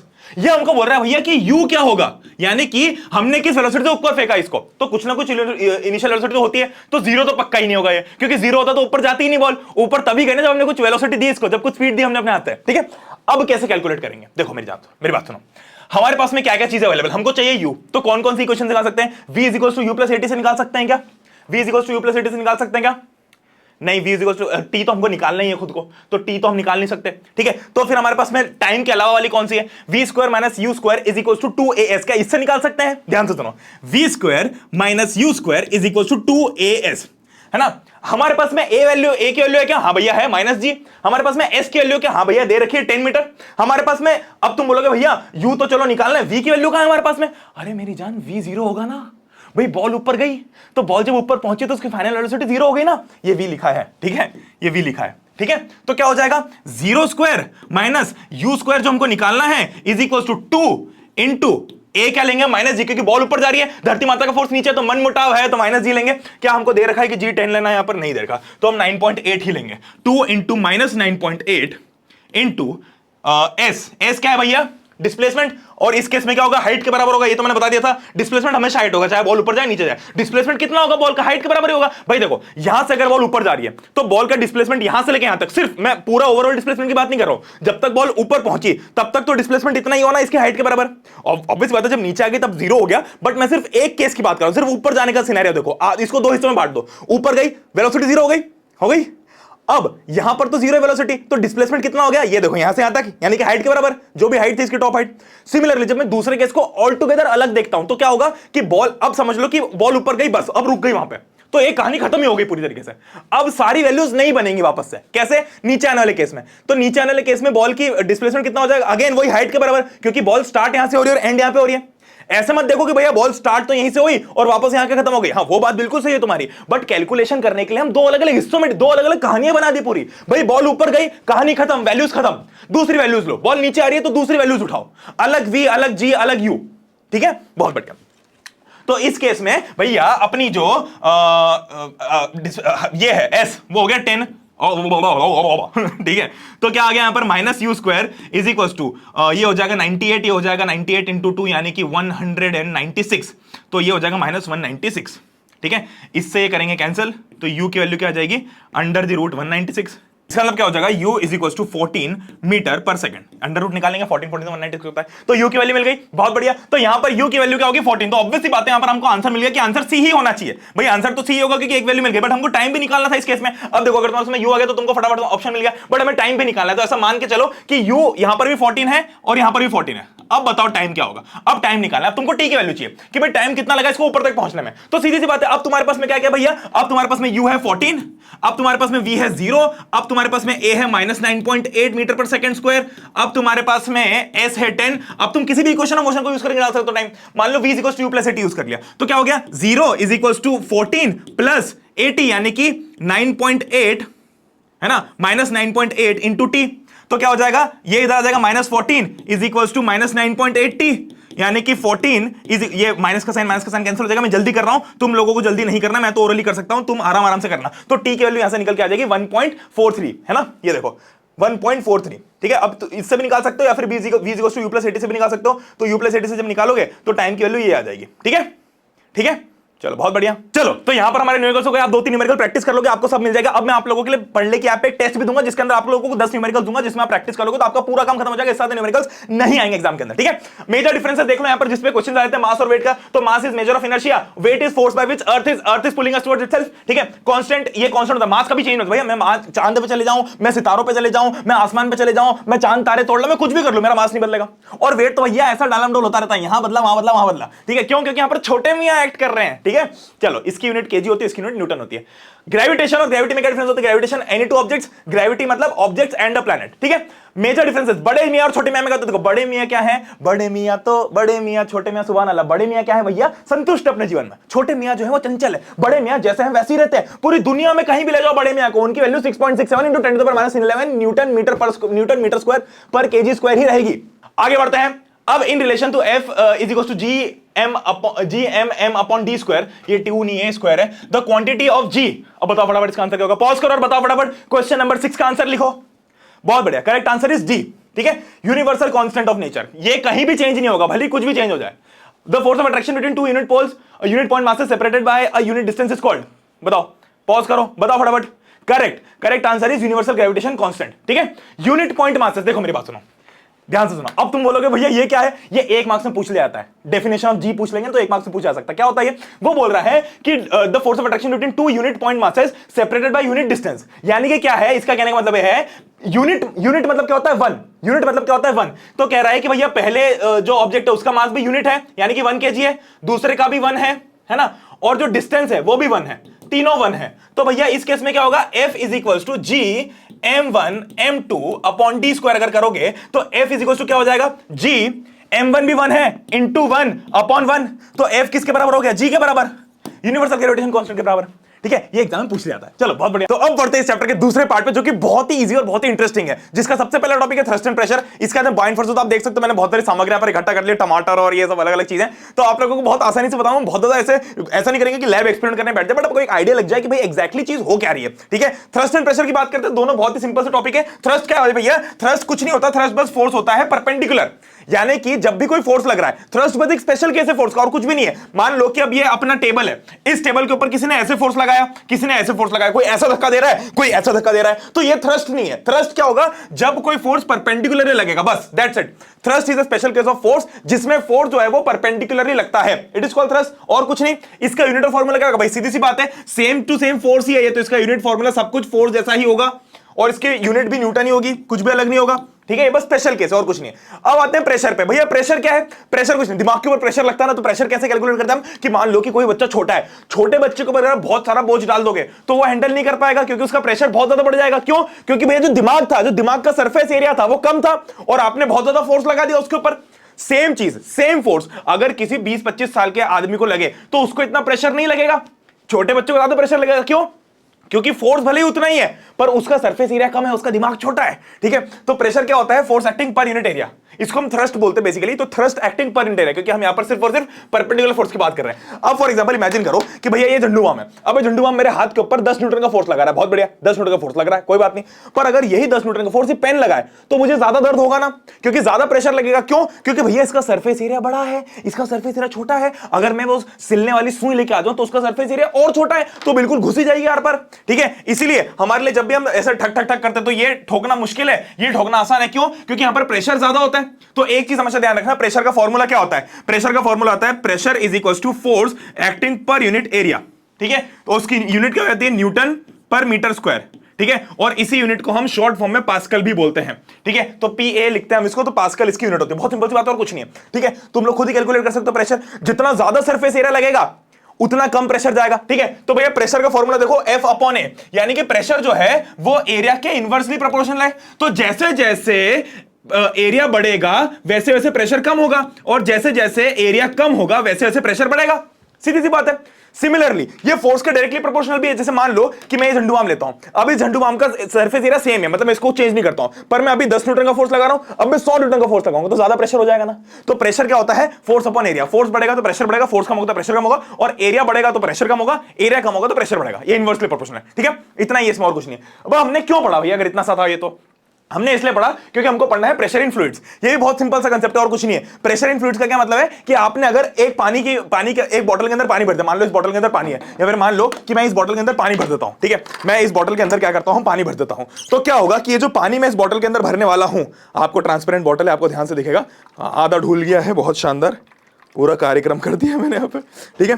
अब मैंने क्या किया, मैंने इसके अंदर पानी भर दिया, तो ये जो पानी है ये इस बोतल के सरफेस पे चारों तरफ एक प्रेशर लगा रहा है, चारों तरफ एक प्रेशर लगा रहा है, पानी इसको चारों तरफ से धक्का मार रहा है, ठीक है। तो ये पानी जो है इसकी सारी वॉल्स पे, इधर लेफ्ट राइट राइट पूरी ऐसे गोल वॉल्स पे और नीचे सब जगह प्रेशर लगा रहा है। इसको बोलते हैं pressure exerted by fluids. Fluids का बेसिकली मतलब क्या होता है, एवरीथिंग दैट फ्लोज, यानी कि लिक्विड्स और गैसेस को कंबाइन करके हम फ्लूइड्स बोलते हैं, ठीक है। इससे ज्यादा दिमाग नहीं लगाना, बड़ी सिंपल सी बात है, बहुत ज्यादा लोग पता नहीं इसमें घुस के जाते हैं। बड़ी सिंपल सी बात है कि जितना भी जो भी लिक्विड अगर आपने कहीं पे भी डाला हुआ है, उस लिक्विड, वो जो लिक्विड है वो सारी वॉल्स पे इक्वल प्रेशर लगाएगा। जैसे अभी पानी है तो ये जितना प्रेशर इधर वाली वॉल पे लगा रहा है उतने उधर भी लगा रहा है, उतने नीचे भी लगा रहा है, सब जगह बराबरी का प्रेशर लगा रहा है, ठीक है। और अगर मैं इसके अंदर कोई चीज डाल दूं छोटी सी, है ना, अब छोटी चीज है नहीं ऐसी, अगर मैं इसके अंदर कोई चीज डाल दूं, जैसे मान लो कि मैंने यहां पर ये चीज डाल दी, तो इस चीज के ऊपर भी पानी चारों तरफ से इक्वल प्रेशर लगाएगा, बस दैट्स इट।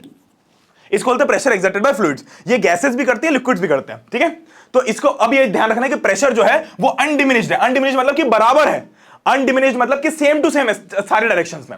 अब आते हैं बॉयंसी के ऊपर, बॉयंसी के ऊपर। ये बड़ा इंटरेस्टिंग टॉपिक है भैया। ये क्या है, ये टॉपिक हमको बताता है कि कौन तैर सकता है और कौन डूब सकता है, ठीक है। बॉयंसी हमको सिंपल भाषा में ये बताता है कि पानी जो है, देखो एक चीज बताता हूं तुम लोगों को, पानी की एक खास बात बताता हूं। अगर हम कोई भी चीज, कोई भी ऑब्जेक्ट, अभी डाल के बताऊंगा, अगर मैंने कोई भी ऑब्जेक्ट पानी के अंदर डाला तो पानी भी अपना एक फोर्स लगाता है उस ऑब्जेक्ट पे, ध्यान रखना। पानी भी अपना एक फोर्स लगाता है ऊपर के डायरेक्शन में, हमेशा ध्यान रखना।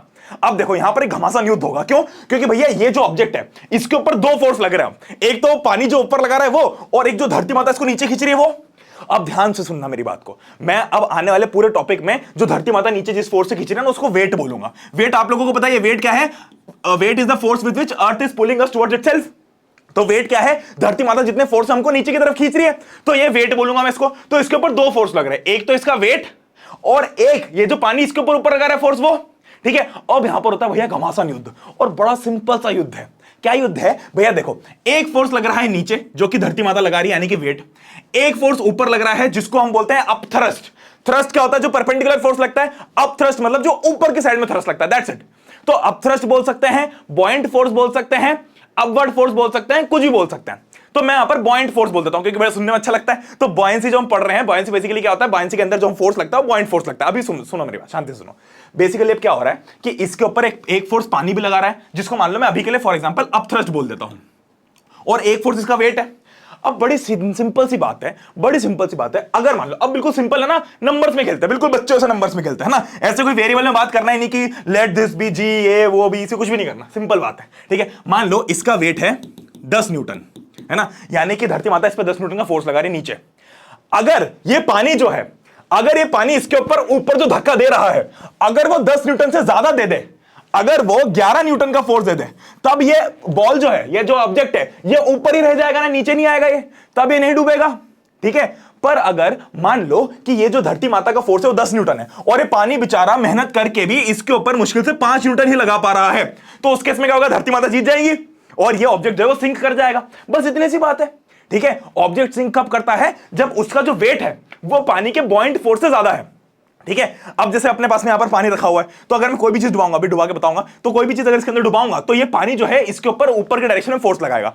अगर मैंने जो चीज डुबाई उसका वेट इस पानी के अपवर्ड फोर्स से ज्यादा है, तब तो वो ऑब्जेक्ट डूब जाएगा, ठीक है।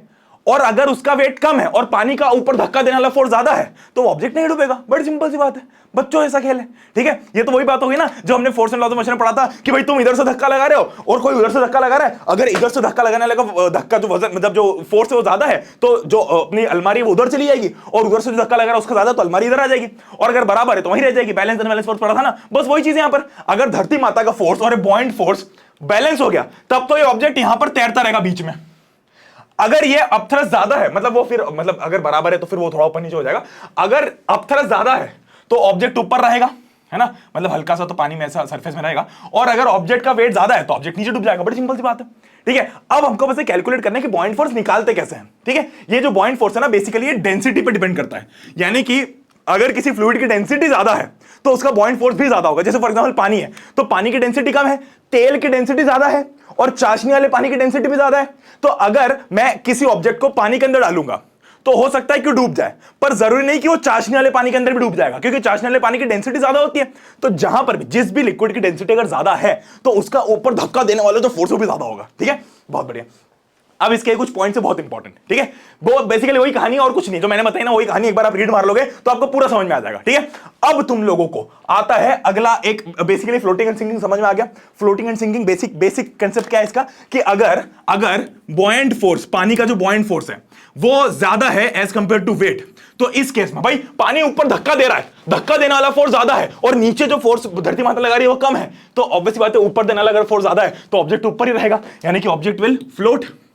और अगर धरती माता जो फोर्स लगा रही है वो ज्यादा है और बेचारा पानी इतना दम नहीं लगा पा रहा है और वो तेजी से बिल्कुल और फोर्स लगा रहा है और ये दम नहीं लगा पा रहा है, तो बेचारा दब जाएगा ऑब्जेक्ट नीचे, है ना। तो इस केस में अगर बॉयंट फोर्स कम है और वेट ज्यादा है तो इस केस में ऑब्जेक्ट सिंक हो जाएगा।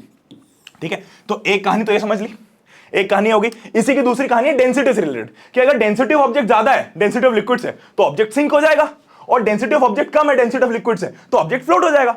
ठीक है, तो जिसकी डेंसिटी ज्यादा, मान लो ऑब्जेक्ट की ज्यादा है तो ऑब्जेक्ट डूब जाएगा, और ऑब्जेक्ट की कम है अगर तो ऑब्जेक्ट सिंक मतलब फ्लोट होता रहेगा, तैरता रहेगा पानी में। ठीक है, तो ये फ्लोटिंग एंड सिंकिंग की कहानी है। अब प्रेशर से रिलेटेड क्वेश्चन है, फटाफट पॉज करो, नीचे कमेंट्स के अंदर डालो क्वेश्चन नंबर 8 का आंसर क्या है। पॉज कर दिया, कर लिया, दे दिया आंसर, बहुत बढ़िया। Correct answer is a.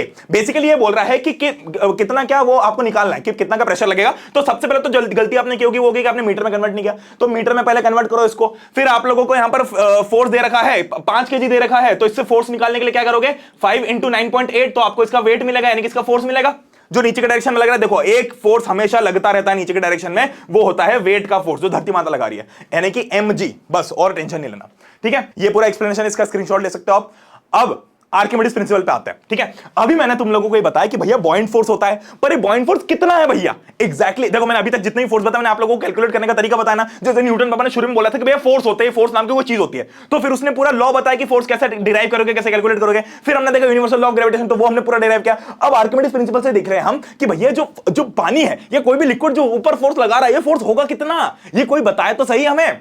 तो इस फोर्स को निकालने के 2-3 तरीके होते हैं, बड़े सिंपल से तरीके। आर्किमिडीज, अब इसको आर्किमिडीज प्रिंसिपल क्यों बोलते हैं कि आर्किमिडीज भाई साहब एक दिन बाथटब में कूदे और उन्होंने देखा कि भैया बहुत सारा पानी बाहर गिर गया, तो उनको ये चीज चमकी कि जब हम पानी के अंदर जाते हैं तो पानी बाहर निकल जाता है ना। जैसे अगर मान लो कि पूरा पानी से भरा हुआ है, अगर मैं इसके अंदर कुछ डालूं तो पानी गिर जाएगा, ऑब्वियस सी बात है। तो आर्किमिडीज प्रिंसिपल क्या बोलता है हमको, बड़ी सिंपल सी बात बोलता है कि ये जो बॉयंट फोर्स है ना, ये जो बॉयंट फोर्स है ये किसके बराबर होगा। अगर मान लो मैंने कोई भी ऑब्जेक्ट, अब इसमें 2-3 तरीके होते हैं इसको निकालने के। ठीक है, पहला तरीका बड़ा सिंपल है। पहला तरीका क्या बोलता है कि मैंने मान लो कि टमाटर को इस पानी के अंदर डाला, मैंने इस टमाटर को इस पानी के अंदर डाला। अब मान लो 1 सेकंड के लिए मान लो कि बिल्कुल पानी इसका भरा हुआ है ना, तो मैं क्या करूंगा, मैंने टमाटर को इस पानी के अंदर डाला। ठीक है, अब जो पानी बाहर निकलेगा, चलो करके देख लेते हैं, है ना, ये चीज करके देख लेते हैं।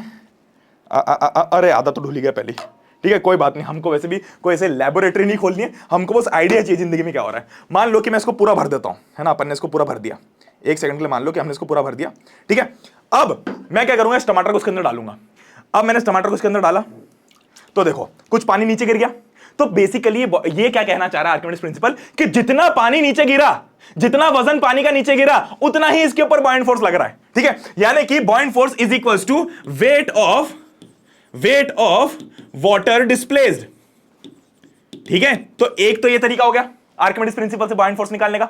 दूसरा क्या तरीका है, दूसरा तरीका यह है कि buoyant force is equals to difference in weight of object. और भैया ये क्या यार, थोड़ी सी आप बात समझाते हो बिल्कुल आसान भाषा में, फिर कुछ बड़ा लिख देते हो। कुछ नहीं, टेंशन मत लो, मैं तुमको बताता हूं। अभी हम लोग जैसे फॉर एग्जांपल अपन लोग स्विमिंग पूल में जाते हैं, नहाने के लिए जाते हैं, तैरने के लिए जाते हैं। तो जैसे हम स्विमिंग पूल में जाते हैं तो हमको ऐसा लगता है ना कि अरे भैया अपन तो बहुत हल्के हो गए, बिल्कुल आसानी से कूद पाते हो और बिल्कुल आप किसी दोस्त को भी उठा पाते हो। जैसे हम लोग क्या करते हैं, हम ना एक वाटर एम्बुलेंस का गेम खेलते हैं। हम क्या करते हैं कि पानी के अंदर है ना एम्बुलेंस खेलते हैं, पुलिस खेलते हैं। तो जैसे चोर होता है या एम्बुलेंस के अंदर किसी को ले जाना होता है या कुछ भी करना होता है, तो जैसे एक दोस्त हम में से जो है वो लेट जाता है ना, और उसको हम उठा लेते हैं, है ना। कुछ भी गेम होता है, ऐसे पकड़म पकड़ाई होता है, सिर्फ फेंकना होता है, तो वो दोस्त को हम इजीली उठा पाता है। मतलब एक आदमी भी उठा सकता है उस दोस्त को, बाहर नहीं उठा सकते भाई, पर अंदर उठा सकते हैं। क्यों? क्योंकि पानी के अंदर व्यक्ति हल्का हो जाता है।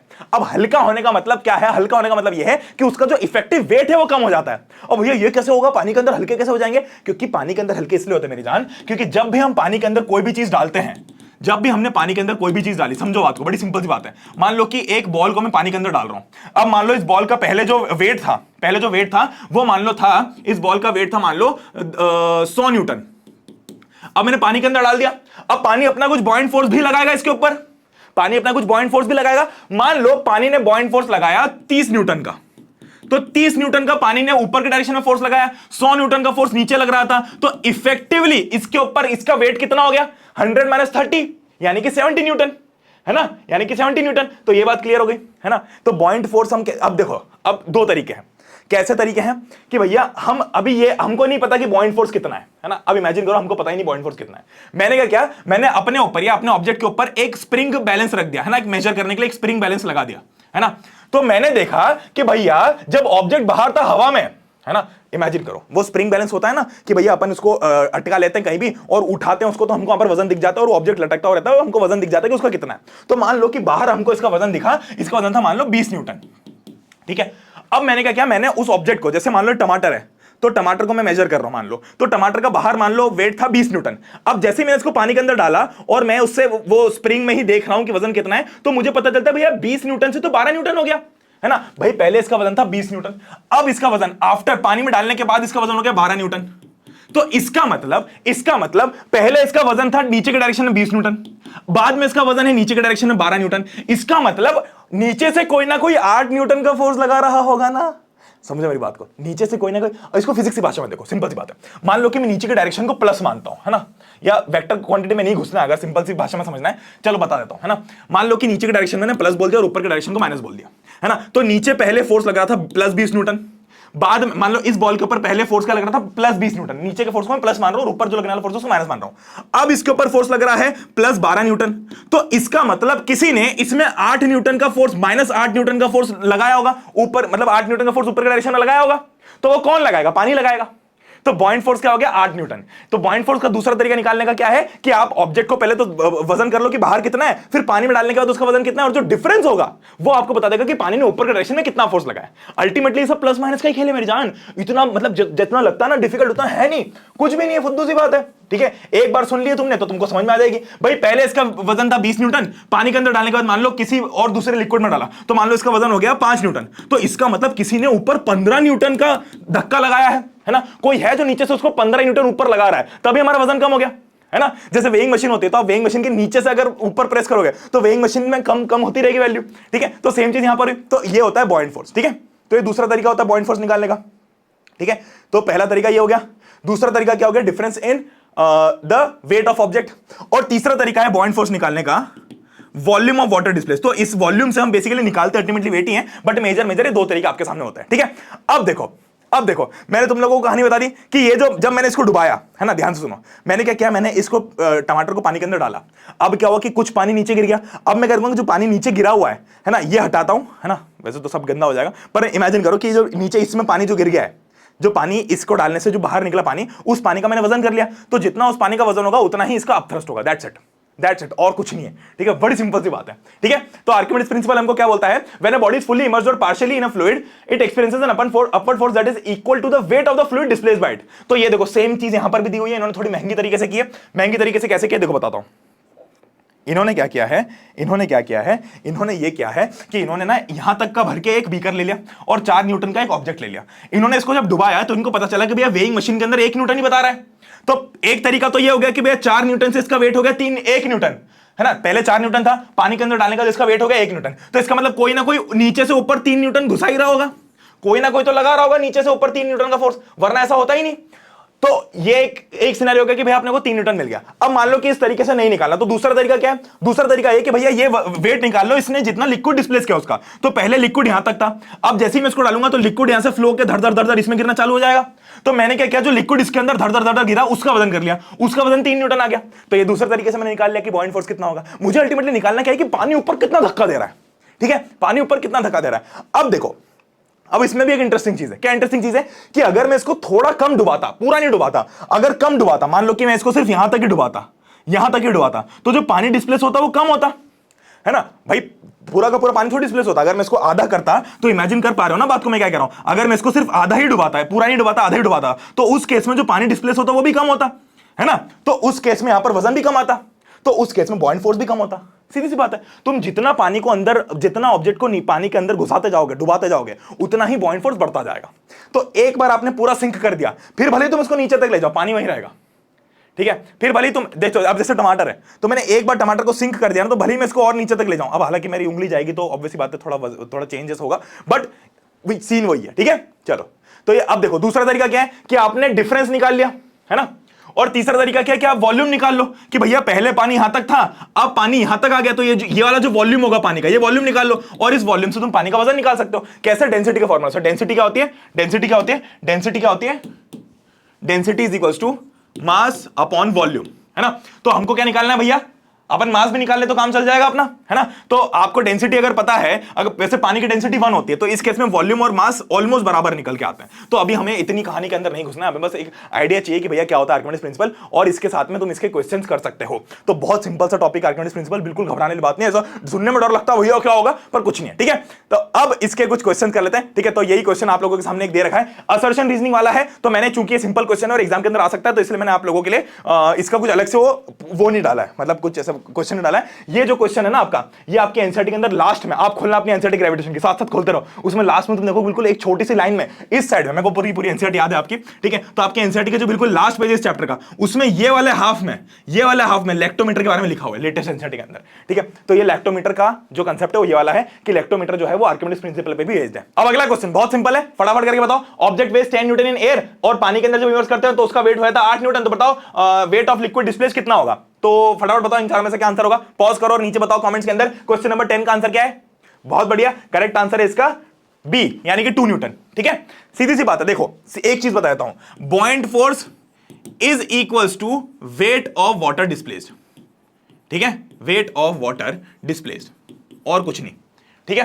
तो दैट बीइंग सेड, हमने कर लिया भैया अपने चैप्टर को समाप्त, ठीक है। इतनी कहानी है, बहुत ज्यादा डिफिकल्ट है नहीं, बहुत इजी चैप्टर है। आप लोगों ने अगर देख लिया होगा तो बहुत ही मजेदार तरीके से आपका कंप्लीट हो गया। जो इंपॉर्टेंट क्वेश्चन आपको टेलीग्राम पर डालूंगा, पढ़ने के ऐप पर डालूंगा, आपको सब जगह देखने को मिल जाएंगे।